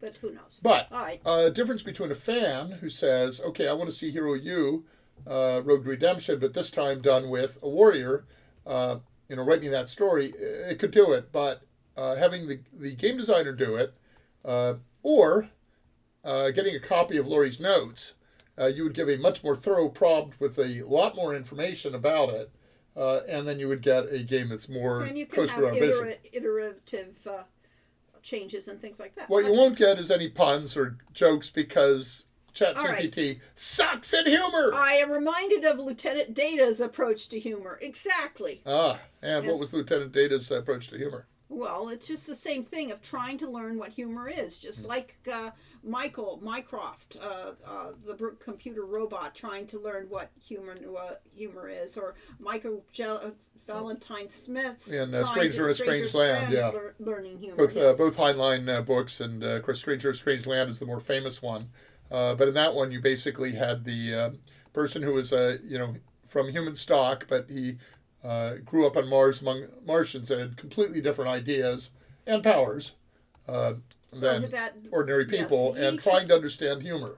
Or trying to understand humans in general, yes. Yes. So is Wizard Way this way or that way or every which way? Yes. Could Wizard's Way be no way? So far, Yeah, no really. way. There was a walking cat in Quest for Glory 1 in the old lady's house, and that's what the reference to the cat was in Quest for Glory in Hero U. Yes, and the difference was that game was a 2D. It was a 2.5D, Yeah. but it was basically all done with flat images, and all the walking characters were cardboard cutouts. Yeah, it was much easier in those days. And it was much easier to animate the cat there. I just wanted to say that I really enjoyed playing through Quest for Glory 3 for the first time last week. I'm glad you enjoyed it. It's definitely a different kind of game. Now, from my viewpoint, Quest for Glory 3 is the best storytelling game in the series. Okay. And part of that is because I actually got to play that game. I was off doing the Sega Genesis CD project while Lori was writing that, so I didn't come into it until the last couple months of the project. And so I got to actually play the game and said, oh, damn, this is fun. Well, if Wizard Way is no way, then maybe I can walk the rogue to redemption. Yes. Oh, there we go. The speedrunning community... And that's actually kind of funny, which ChatGPT would not manage. Yeah, right. Speedrunning community for Quest for Glory has been finding a few ways to finally break Quest for Glory 4 again. And at least few of them have revived the classical eras. As I remember, I had been experiencing PTSD. Well, I mean, even on the CD version, as soon as you get out of the cave, if your computer is fast, as all modern computers are compared to what we had back then, you start sliding down the path, and you get a 404 error or whatever. It wasn't 404, but you get some sort of a game error, that never was entirely fixed. I bought Quest for Glory 4 on floppy in 1994, but did not complete the game until 2020. But did you play it on floppies? Because at the time we did Heroes Quest and Quest for Glory 2, a pretty substantial portion of our audience did not own hard disks. So they actually had to swap floppies every time they went to a different part of the game. What a nightmare. So, did the game Bible start with, in the beginning? I don't generally start that way. Yeah, you wrote one kind of like that. I don't generally. My game Bible all starts with, who are these characters and where are we? It's basically becomes an encyclopedia of the game, yes. You wrote a story-based one, I think, probably for the How to Be a Hero books. That is really storytelling style rather than... I really need that Cedric emoji. I don't think anybody needs a Cedric emoji, just saying. I got stuck at the very end. Richard Aronson needs that emoji. Yeah, really. At the very end on a pixel hunt of sorts and was stuck there for decades. Oh, God. Did Find Sign 9 come from Lori's 500 pages? Actually, Find Sign 9 probably came from our message editor because I didn't put... my 500 pages did not include dialogue. The dialogue was done on the computer at the time. Which was a little different from where we started when we were doing Heroes Quest. Everything was, all of the dialogue was in the script. Yeah. And eventually we got the tools with the message editor so Lori could put the dialogue into the game herself. Directly. And so she didn't bother putting that in the script anymore. So you have to see that 500 some pages did not include all the text that was the text. Yes. Achievement Hunter said, when you found that pixel, did you shoot it, stuff it, and mount it on your wall? I think so. That's I right. did, but Quest for Glory 4, Shadows of Darkness. It's right behind you. Oh, okay, fine. Okay. But it was Quest for Glory 5. Yes, but that's 4. 5 might be in the blue one. Could be. No, that's not it. Try the blue one. That's my D&D notebook. Oh, that's your... Okay. Well, show them that one. Let's see. Which one's this one? All right, this is Quest for Glory 4. Build Guide to Verkania. That's what this is. Shadows of Darkness. In my attempt at not very good calligraphy. So, this is the script for Quest for Glory 3, Wages of War. And again, it has no dialogue in it. Here's the important part we had was weekly project status reports. Oh boy. But I think Oliver Brailsford wrote that. Quest for Glory 3 does include the only time we did a storyboard for these games. We had to storyboard all the major sequences. We didn't really do it in 2. We did it extensively in 3. Shows Shadows of Darkness. We started out with a list of all the room numbers, which, basically we listed the rooms and then came up with a coordinated numbering system for it. Then we did a map, along the lines of a colossal cave map. The game's a maze. And then we broke that down into a whole series of more maps. Here's a town map. This Or is Shadows of Darkness. Pretty small town, really. This is Shanra. Shanra. This is what Shanra looked like. So yes, you got your money. Oh, I forgot the key. I'll need this next time we play Quest for Glory 4. This page was the one we used for the manual, saying what all the elements in the game were and what combination of elements you needed to come up with that. We were forced to put in copy protection against our wish. Yes. But we tried to make it at least fun. Yeah, let's see. All right. I recently played through Beneath a Steel Sky for the first time, and it took a bit of adjustment getting used to that interface where right-clicking was more prominent for interaction. Yeah, we had big debates on whether it was right-click or left-click for our game. And in fact, I had wanted it to be right-clicking for interaction and all things, but Corey... well, because we used right-click in World of Warcraft, but said, you wanted left-click, so we just shifted everything. So this is the way a room description in our game starts out, is Lori basically comes up with a title for the room, and then describes the picture. So this is actually, you used ChatGPT at Sierra. Because what she did is she went to the artists and gave them a text description of the room, and somebody painted it from that. And then Lori worked with the artist to say, it's almost not quite right. Let's change this a little bit. And then had one paragraph here on the purpose of the room, why it exists. And then the artist started coming in, or Lori did, and described, okay, here's the animations that we need in that room. No, this is all me. You did the view numbers? Nobody talked. Yes, I had Really? to do that. And you see that I had to put in the things. All of those. Okay, then we have flags, which would be called tags in Unity. Yes. I had to put in all I taught her flags. about those. Yes. Okay, and then programming. While the old man is alive, Ego can only enter or exit through the stairs. And we basically get what all the conditions were for the room. Now, this part, though, this is you. This is your iteration because it's got those things. I'm pretty sure. That was programming, so probably I wrote. Yeah, see, Quest for Glory 2 and 4 were the two games in the series that I actually worked on full time. Mm-hmm.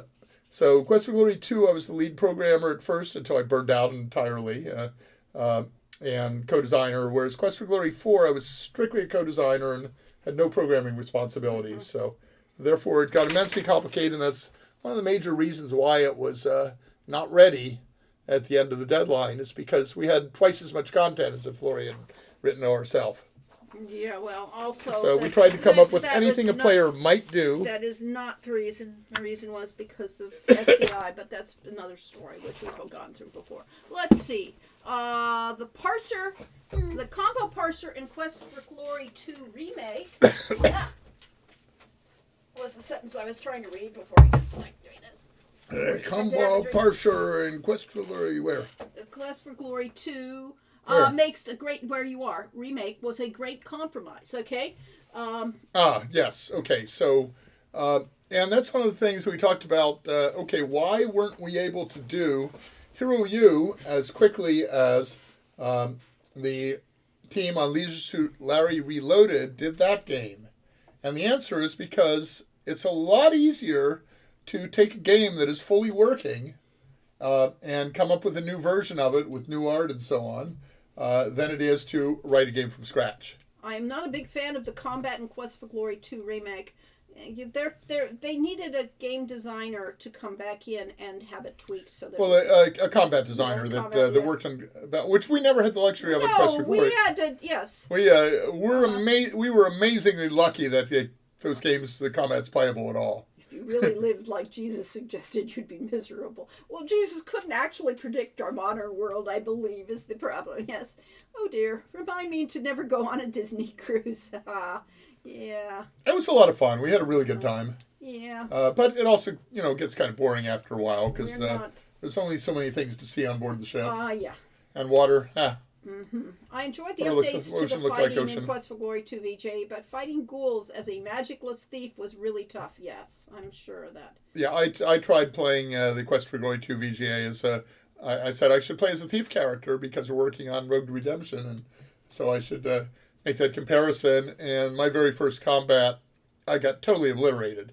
And part of it is I learned afterwards that they assumed the thief would throw daggers continuously before getting into close range and get out of range and throw more daggers. And first of all, I didn't have the reflexes to be able to get back out of range fast enough to do that. And more importantly, I had 2 daggers because Really? I hadn't taken all of my money and turned it into daggers. All right. It works, but... So, the assumption that, a game developer there makes is, well, they can give themselves infinite daggers, so therefore so would players. Yeah, really. It works, but Stack Overflow code usually needs modification, just like ChatGPT. Yeah, it's not universal. And that's a strength. Stack Overflow helps you solve problems that people have solved before instead of having to reinvent it every time.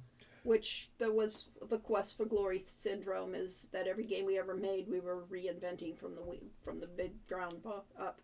Except for, of course, we've been using Unity, and that made But with the way we do games, every time has to be reinvented.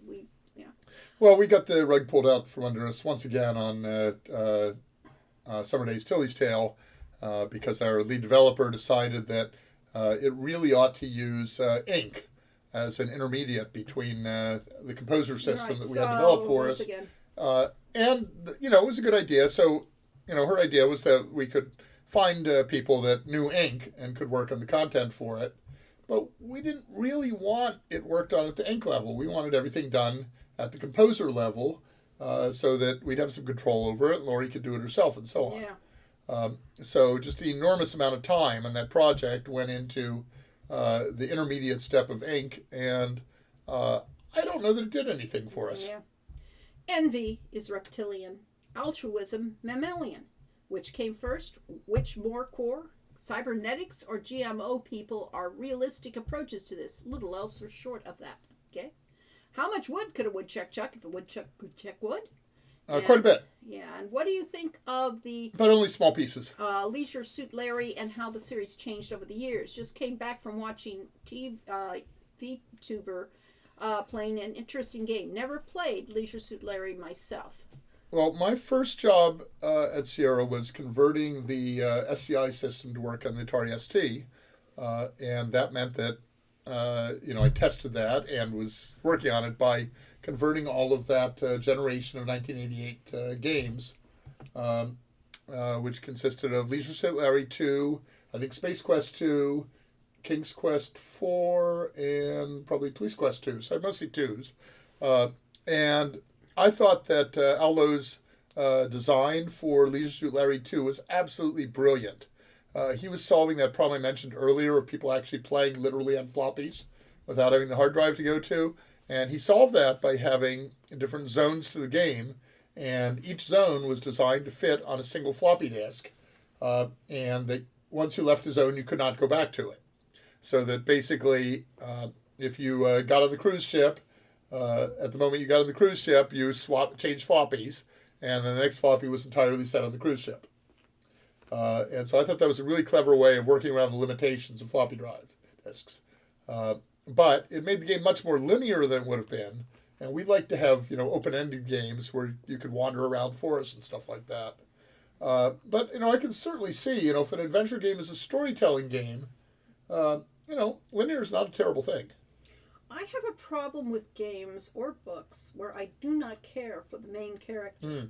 So if I cannot relate to the main character, it just sort of, or the humor. And I do not care for mean-spirited humor. Humor that makes fun of somebody like the main character or makes fun of another character. So that kind of humor doesn't go over well with me either. So the problem is that Lori did not grow up as a nerdy male who was trying to get laid but was, too shy to do anything about it. And so I cannot relate to whereas Larry I had no whatsoever. I have no problem at all relating to Leisure Suit Larry. I didn't play anything past the third, I think. let's see, it was, I think Leisure Suit Larry 3 did not exist, but Leisure Suit Larry 1, 2, and 4, I think, were the only ones I played some of. Changing class for Hero U reminds me of the different guild paths in Quest for Glory 2. I imagine the fighter route would have a lot more arm wrestling. I hadn't thought of that, but yes, it would probably, arm wrestling would be a good thing. If only I'd thought of arm wrestling for Sammy's story, but we're going to have, for Sammy's story, and it's still 2 years out, so you could always... It could change it, but I mean, I really think we'll go... More, though. We were trying to go with Sammy's story to have combat a la Quest for Glory 1, so that we throw back to the old Quest for Glory, stab them, slash them, right there with the monster in front of you style. So the issue with us taking so long to do each game is that JP has actually completed pretty much all the art for Feo's adventure and most of the art for Sammy's story. Or at least a good proportion. Yeah, so he's 2 games ahead of us. Yes, and I have to predict both of those, so yeah. I think... what I was going to say something about World of Warcraft, to me, is a master class in how to handle warriors in a role-playing game. Because the concept, in D&D and when we were doing... Heroes Quest was that, the fighter is the simple class. The fighters, warriors, basically all they do is they go and bash things and they're stupid. And you don't have to put the stupid part in. Yeah, okay. But they don't have to. They have simple behaviors. Simple behaviors, and that's the easiest class to play. World of Warcraft upended that by giving warriors many spell-like abilities. So you can do Thunderclap, for instance. You can charge, and they basically have things that are true to the tropes of warriors, but in the Arthur C. Clarke thing that sufficiently advanced technology is indistinguishable from magic, that a sufficiently sophisticated warrior system in World of Warcraft is indistinguishable from a magic user. Yeah. That they can do, things that warriors do, and it really gives the player a lot of options of how to play. So, if we'd been that smart back in the late 80s and 90s, then, we would have written warriors that way. Yeah. I think if ChatGTP understands Hero U's pedigree, which I bet you can configure a special build for, you could have it leaf through old Quest for Glory scripts and some related literature, and it'd be able to whip up some solid scenarios.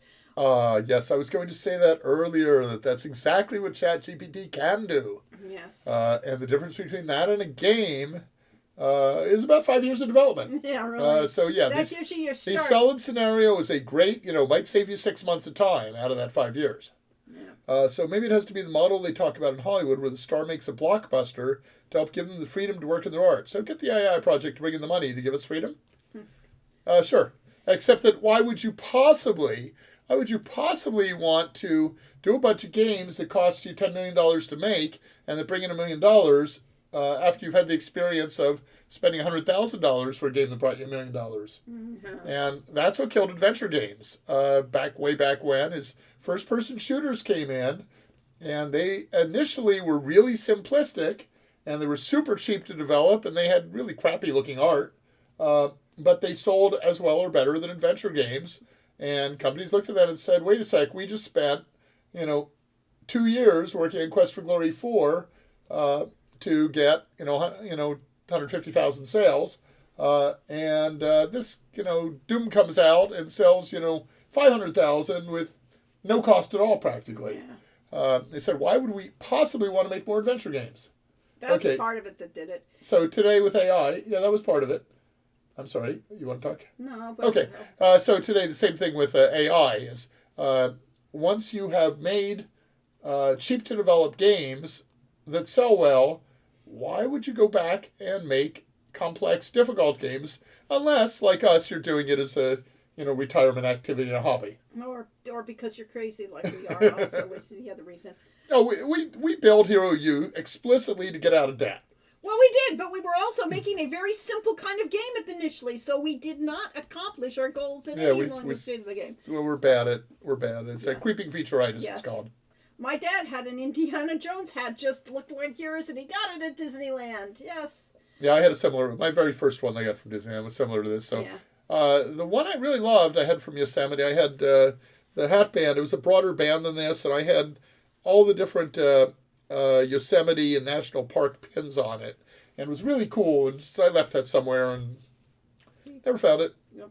Lost all my pins. That's really cool that Wizard's Way story will still be in effect during the Summer Days games. Yes, effectively, I'm creating these.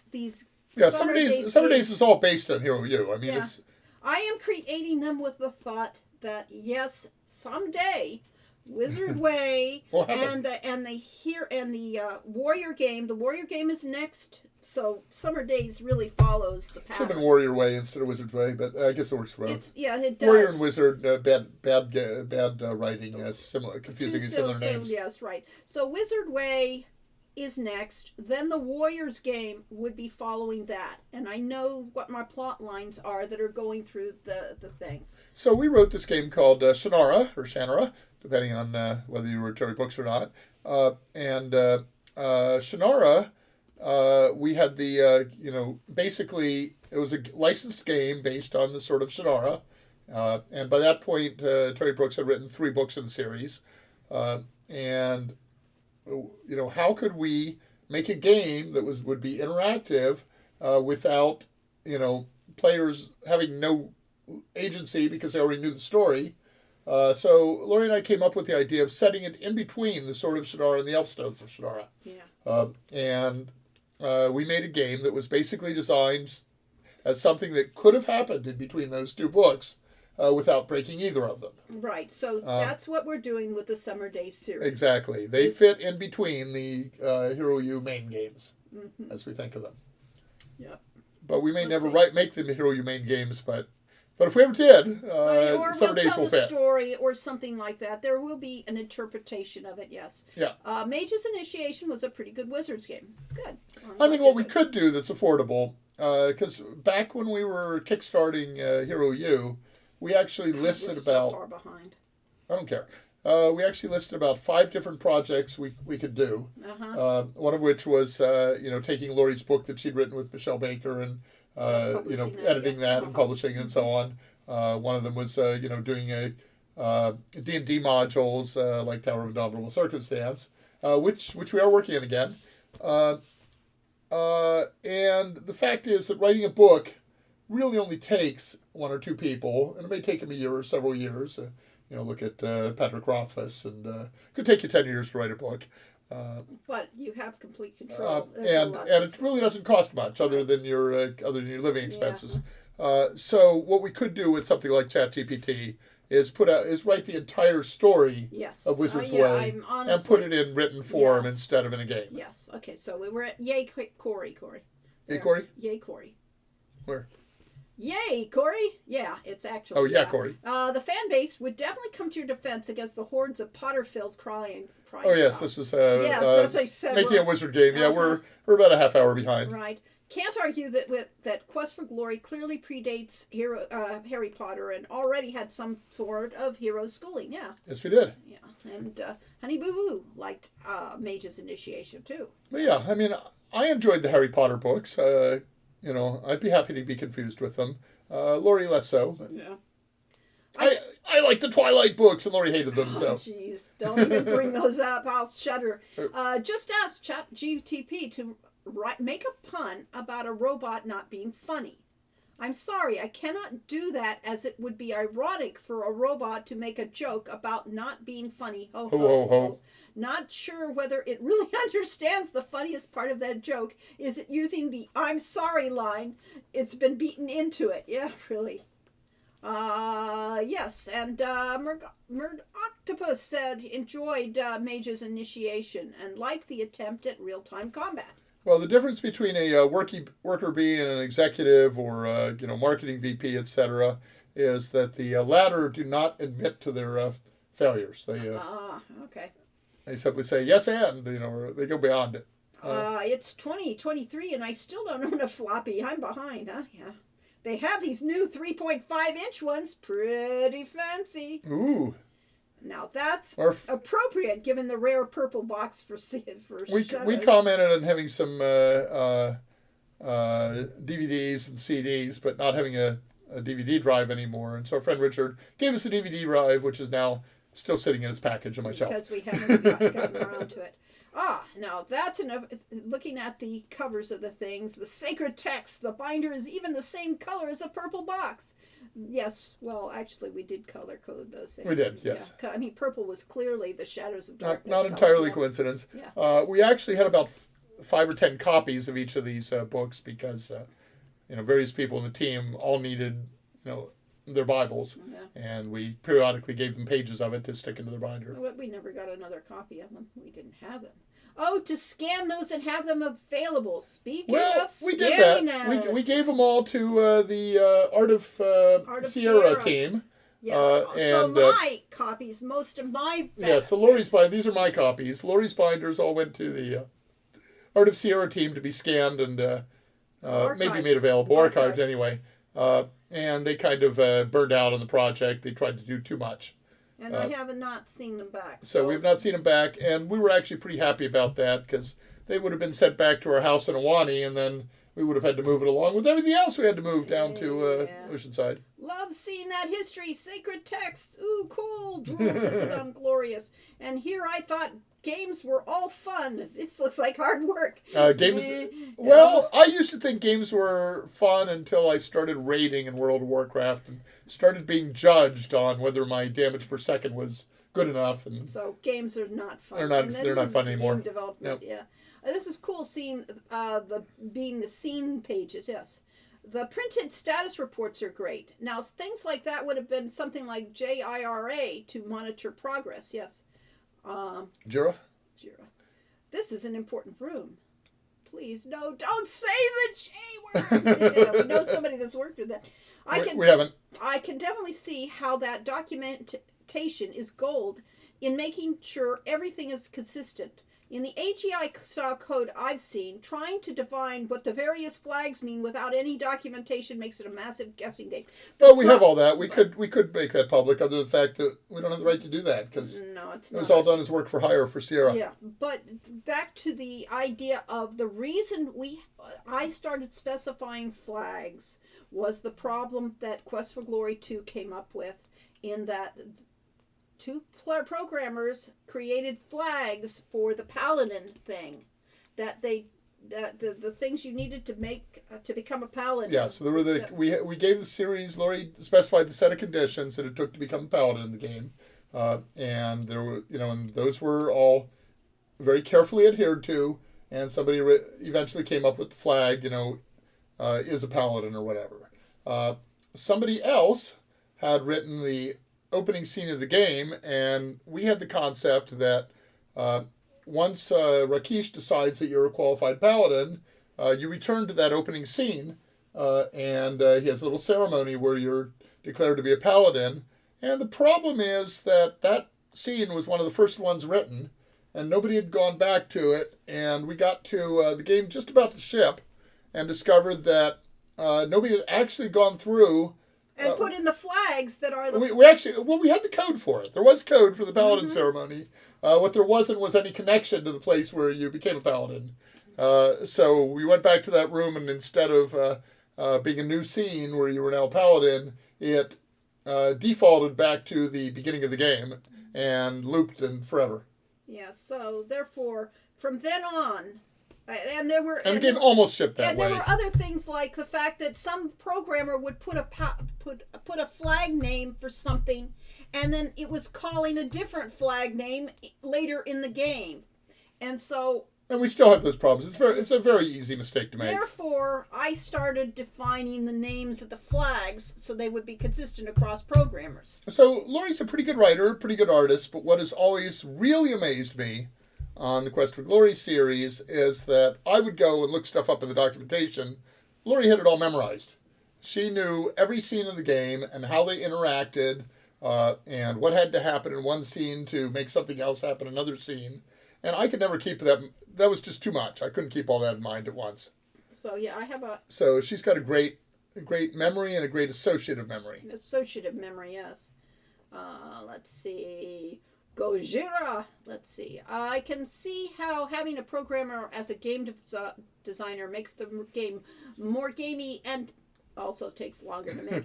I'm not a really Maybe. a game programmer, but I will definitely make a game more harder to. Yeah, so in Quest for Glory 4, I came in, and all of a sudden we had both a writer/artist and a programmer as the designers. But I don't think the fact that as a programmer is the problem. The problem is we had two people generating content. I was now working full-time as a designer and felt like I had earned my pay, so I was like writing stuff and coming up with ideas and making puzzles, Yeah. and it was just too much to fit into the schedule of the Sierra game. Mm-hmm. I have a solution for combat: throw rocks and keep running until the monster is dead. I still think that's a valid approach to combat. Yes. Or in Quest for Glory 3, where if you didn't start out with the throwing skill, you had to get your throwing skill high enough to win the spear throwing contest, and that meant people had to sit there for hours on end picking up rocks and throwing them, and that was why we started loosening up the system in Quest for Glory 4, so you did not need that much grinding. Yeah, Hero U to the rescue! Yay! Hey, sheep! Linear is fine as long as it provides some sense of some urgency. feeling of agency. Yes. Agency, not urgency. Yeah, agency. Yes. Urgency's good too. That's a good perspective on things and working within the constraints of a given format at the time. It makes me think of how music albums used to be limited in their length and even in what order the songs would go on to the album due to the LPs had a specific physical limitation to how much you could put on one side.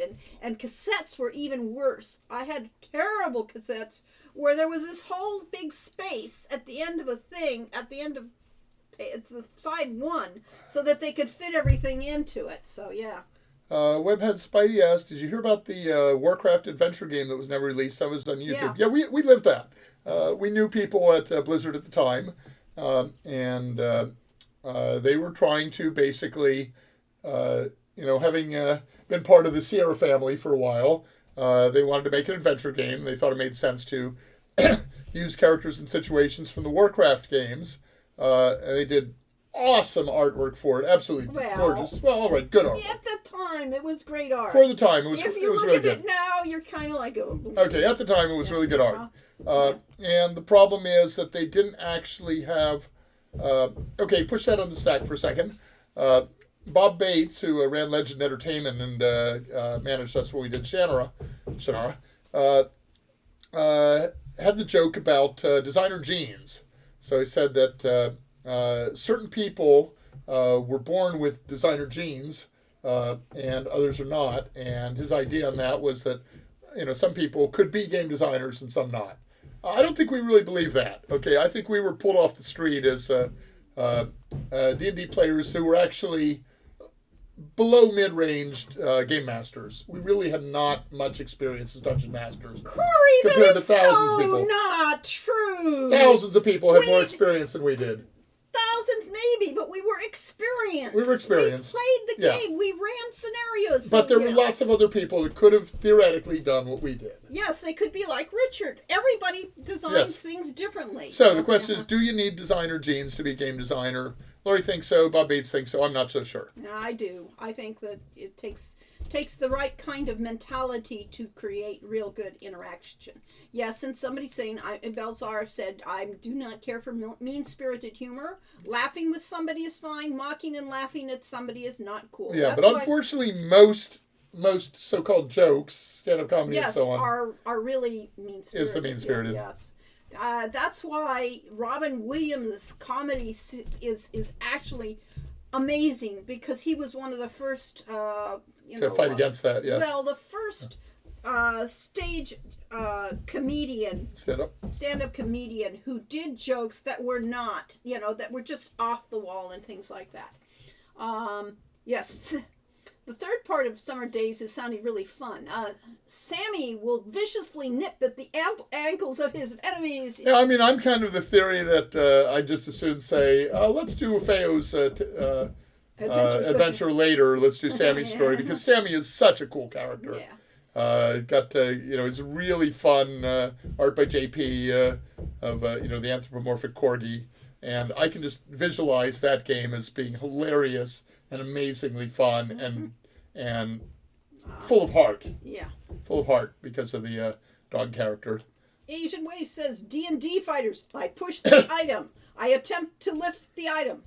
Okay. Then I attempt to destroy the item. Okay, I'm out of ideas. That's about it. D&D Yeah, we used to have like the locked room adventures and trying to solve a mystery and watching the players struggle with that. If they've got, yeah. First person shooters got gaming to the masses. It is what it is. Yes. Exactly. It was what Ken Williams had been praying for. That was the dream. The dream to is have gaming to the masses. yes. And then when we got it to the masses, we found out we didn't want it. Yeah, the only problem with that is it wasn't our games anymore. It wasn't the games we wanted to make anymore. Yeah. Sadly, it sounds like what it was, the economics of making adventure games that derailed it, where they weren't necessarily at the forefront of the game development.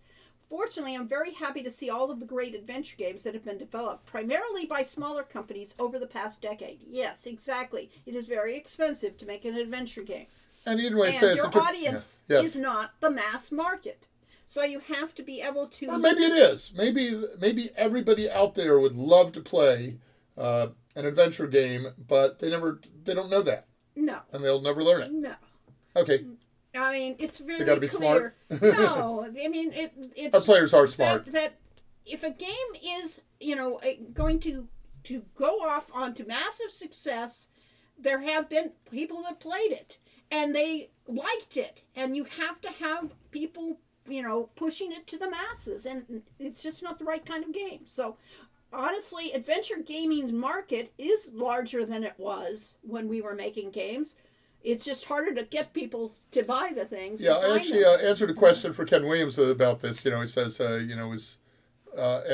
he and I both independently came up with the thing that it is not that the market has shrunk. The market has grown. The market is much bigger than it was in the 90s, but the development... the number of games that are available for people to play in that category and other categories is like 1,000 times as many. Back when we were at Sierra used to come out with 3 or 4 games a year.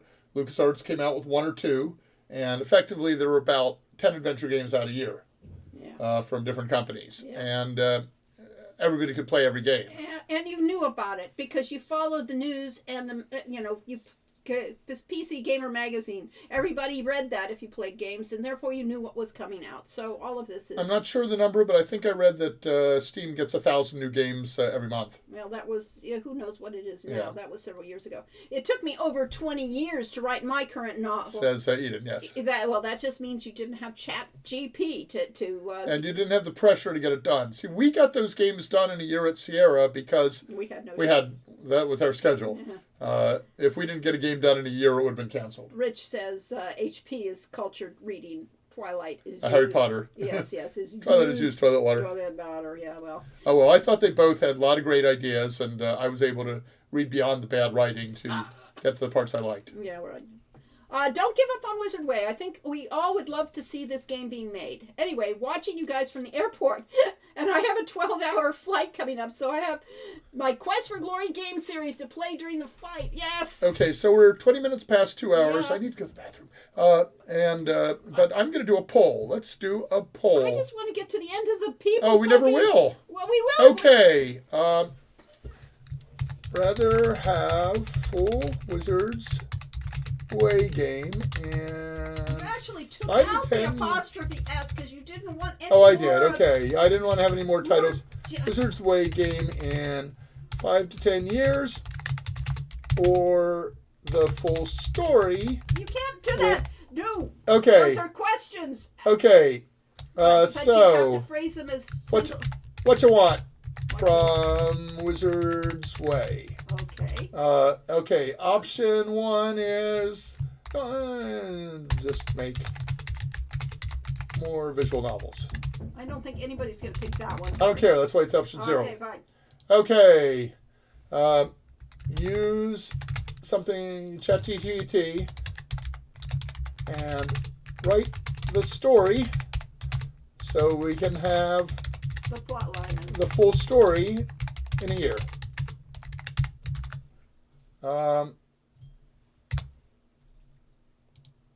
Or make the game in 5, 10, or more years from now.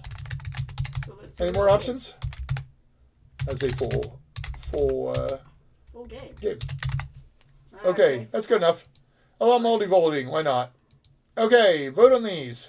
All right. And meanwhile, you go to the bathroom, and I will read through all the text while Yeah. people actually do that. Sounds like a great idea. All right, fine. Old man bladder. Yeah. Well, no, it's been See? 2.5 hours, so yeah. Zamatra, good call. Hope you don't get any chair kickers. Let's see. I'm running. Oh, I see what. Yeah, chair kickers and that. Let's see. I'm curious. Of each of you have a favorite character in the Quest for Glory series that was more enjoyable to develop, or that you became more attached to. My favorite characters are Calb in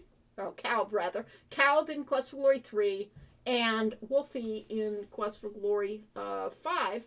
Because they were fun to write. They were just great characters, and I really loved them. And they just happened to be doggies. It's just a coincidence. Yeah, so let's see. Oh, yeah, speaking of games and fun, I used to play Dota, too, yeah. Valiant Cheese says, hi, I'm running super or something, but I just wanted to swing by and say congrats on the release date announcements. Best wishes for a positive launch. Thank you, Valiant. Really, really appreciate that. Roadwork Gaming sitting in the back of the plane. Oh, good for you. Yes. So you don't have the kids kicking you in the back. Yes. The two designer thing makes much more sense than the programmer designer theory. Yeah, well. That's why it's important to have spent all that time throwing rocks at the bird's nest in Quest for Glory 1. Exactly. And at Henry's door. Yes, so that you got it, Henry the Hermit. Yes. Laughing with is great. Laughing at is mean. Gotta keep on laughing. Yep. Did you play and were a fan of the original StarCraft games 1 through 3? We missed those. We actually skipped those things, and I don't know why Corey didn't play them. They're not my style game. Corey was into Heroes of Might and Magic and things like that. So we never did play the real world Warcraft games. The biggest problem about the fan adventure era was making us all cheap. Yeah. It kept the torches burning, but we don't want to pay as much anymore. That's a big problem. It's honestly a serious problem. It's actually absurd. Which torches are we talking about? The adventure games, modern adventure games, I think. It's actually absurd when you consider the budget of modern games, and they're still $90 after 30 years of inflation. Exactly. Yay, Paul. Go, Paul. Pull it up. Your answer must be phrased in the form of a question. Yes. What games are $90? I think most of them are still 60 or 70. Yeah. And Ken Williams tried to put out Colossal Cave at $40 and discovered that he got so many complaints that he immediately lowered it to $25. Yeah. I paid $45 for Quest for Glory 2 in 1990. Even in the late 90s, I only paid $50 for Gabriel Knight. Yeah, and that's like $150 today. Yeah. What you want from Wizard Way? There's the questions. Is that an option? I don't know. /vote 2. Okay, I'm open to a visual style novel. The Quest for Glory model can loan itself to experimentation. I agree with that. You two make such great stories. Hard choice since AI pulls so much iterative correlating data. Oh, what? Pulls so much. Interesting. Somebody first time chat has voted. Yay! Thank you for voting. Also vote for Quest for Glory 6. We didn't put that on the list. Sorry. Only because really curious to see its take on your themes. Plus a quick time frame. Hi, everybody from Game Archaeologist. Hello. Games are cheaper now if you consider inflation. They are a lot cheaper now. It's amazing, and so therefore it's much harder on game developers. Actually, I remember reading an article about indie game developers were underselling themselves. And they were charging like $5 for a game or sometimes $1 for a game on things they'd worked on for a year or more. And, someone was saying, you're killing yourselves. You're destroying your own companies and everyone else. Because once you see games out there... we have a problem. Because Hero Your Road to Redemption, we kind of think is an amazing game. It's got flaws. There's things we would have liked to have redone. But is somebody going to pay $30 for that, or maybe $15 on sale, or are they going to go out and buy the entire Quest for Glory series for $10 or $5 on sale? It's like, okay. Or they'll buy both. And at this point, everybody here's bought both. Everybody here has probably bought both, but most people, we got people saying, I just bought the Game of the Year edition of some game, and it was only $20. How can you charge $30 for for this unknown India adventure. You. And somebody pointed out that that's the Game of the Year adventure version, meaning that they've already made their money back by having a full price game out for several years, and you can't compare that with a new game, but people do. I wish I could afford more $40 games. I think it was a good move. Yeah. I am fine for US $50 as long as it has a great story and it's an adventure game. Yeah. Let's see. Beyond Shadowgate. Looking forward to that. Okay, let's see. So you did a poll. What was the results of the poll? Click stop. It'll tell you the results. Stop. There's a stop. We'll put it in chat. Yes, I want to notify chat. I want to notify. You can no longer vote. Yes, we are. Actually, I ran through that. Okay. And the winning option was make the game in 5, 10 or more years from now as a full game with 8 votes. Okay. But we also got 3 votes. 3 votes for visual novel. I'm really pleased with that. Our problem is that, obviously I don't know how to market a role-playing adventure game. Calabag, thank you for your subscription. Calabag is in my World of Warcraft guild, in which I play very poorly and get continually frustrated at being an old man unable to perform. So Calabag is one of the leaders who's actually good at the game. Okay. So anyway, it's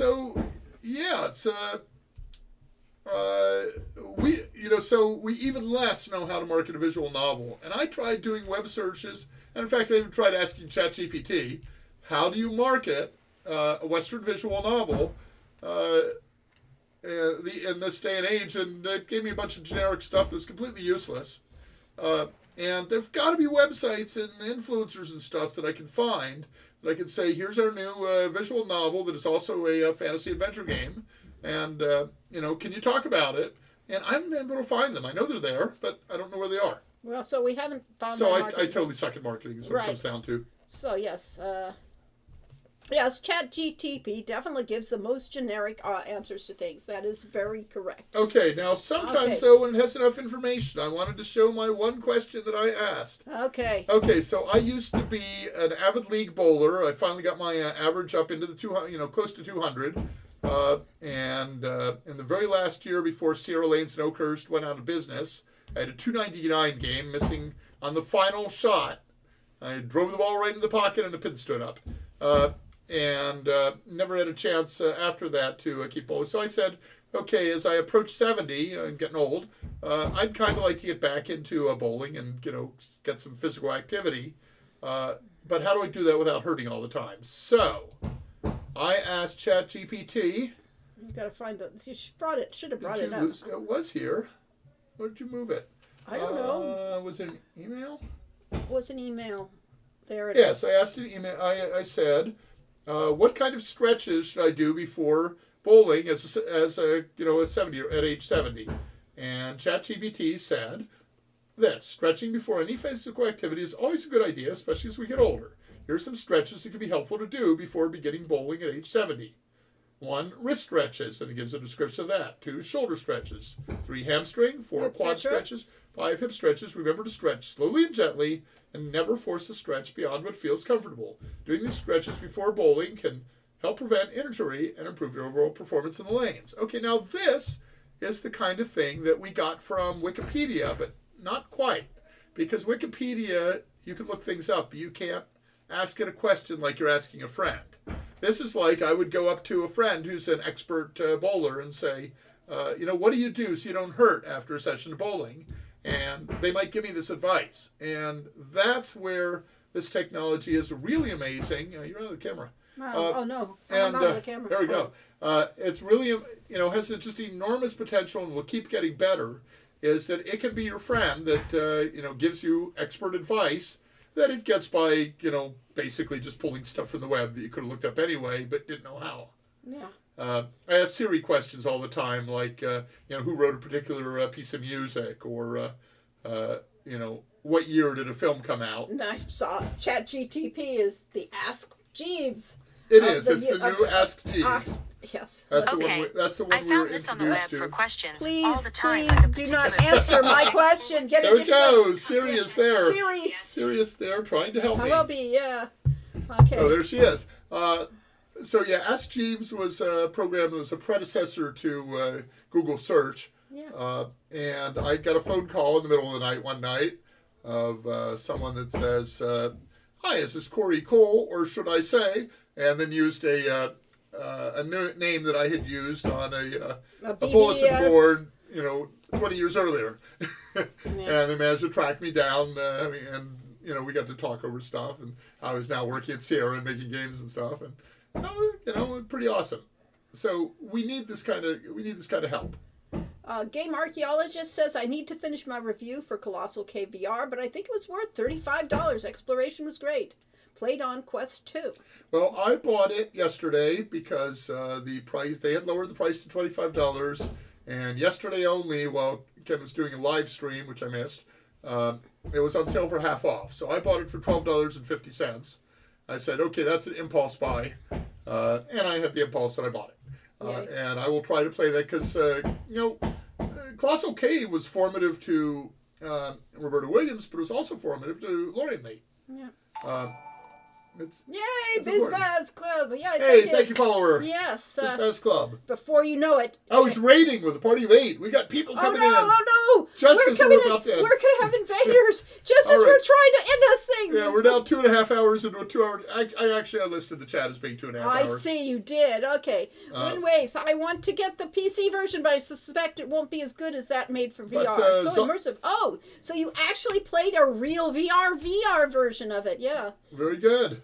Hi there. Thank you for joining us. Yes, we were just discussing all the ways that brigands are blocking the paths out of here. Oh, no. Unfortunately, it's now 4:30 Pacific time, and at 5:30, I have my World of Warcraft raid coming up on Zaruba, my troll shaman.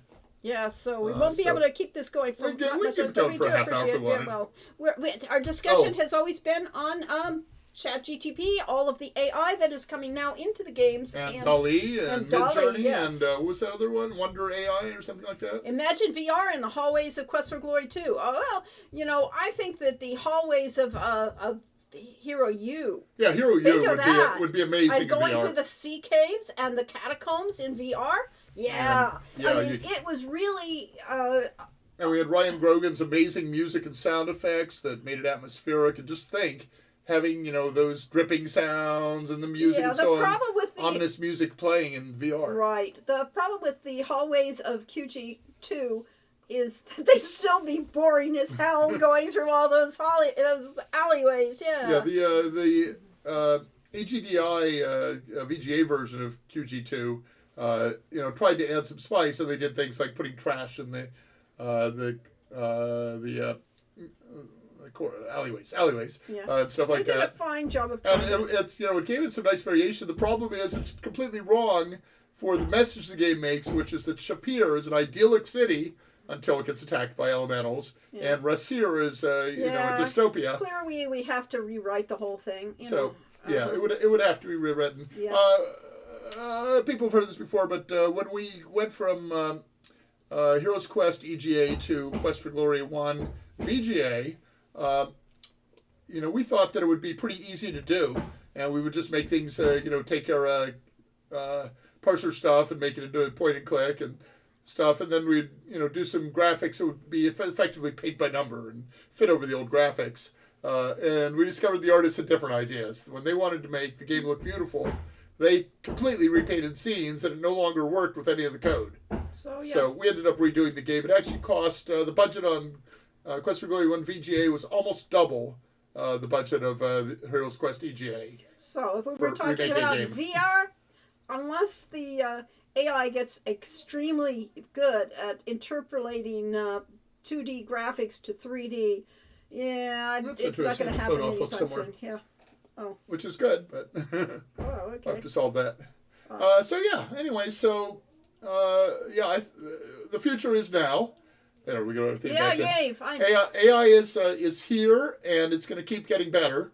At the same time, we're going to have poverty and sickness and all kinds of horrible things everywhere, and inequality, and we get this weird world that is utopian and dystopian at the same time. Yeah. So, yay! Yay! At least we're not at Mad Max world yet. Yes, we're not. Yeah, we're not quite there yet. or Waterworld, although you'd think it was from California right now. Yeah, we're starting to turn into Waterworld. 40 now. Have a great weekend. Thank you, Sumatra. Thank you. Have a great trip. Where are you going? Yes. You could do the Streets of Shapir in VR, complete with 0 content and plenty of silly clowns. So that's an interesting. There we go. Yeah.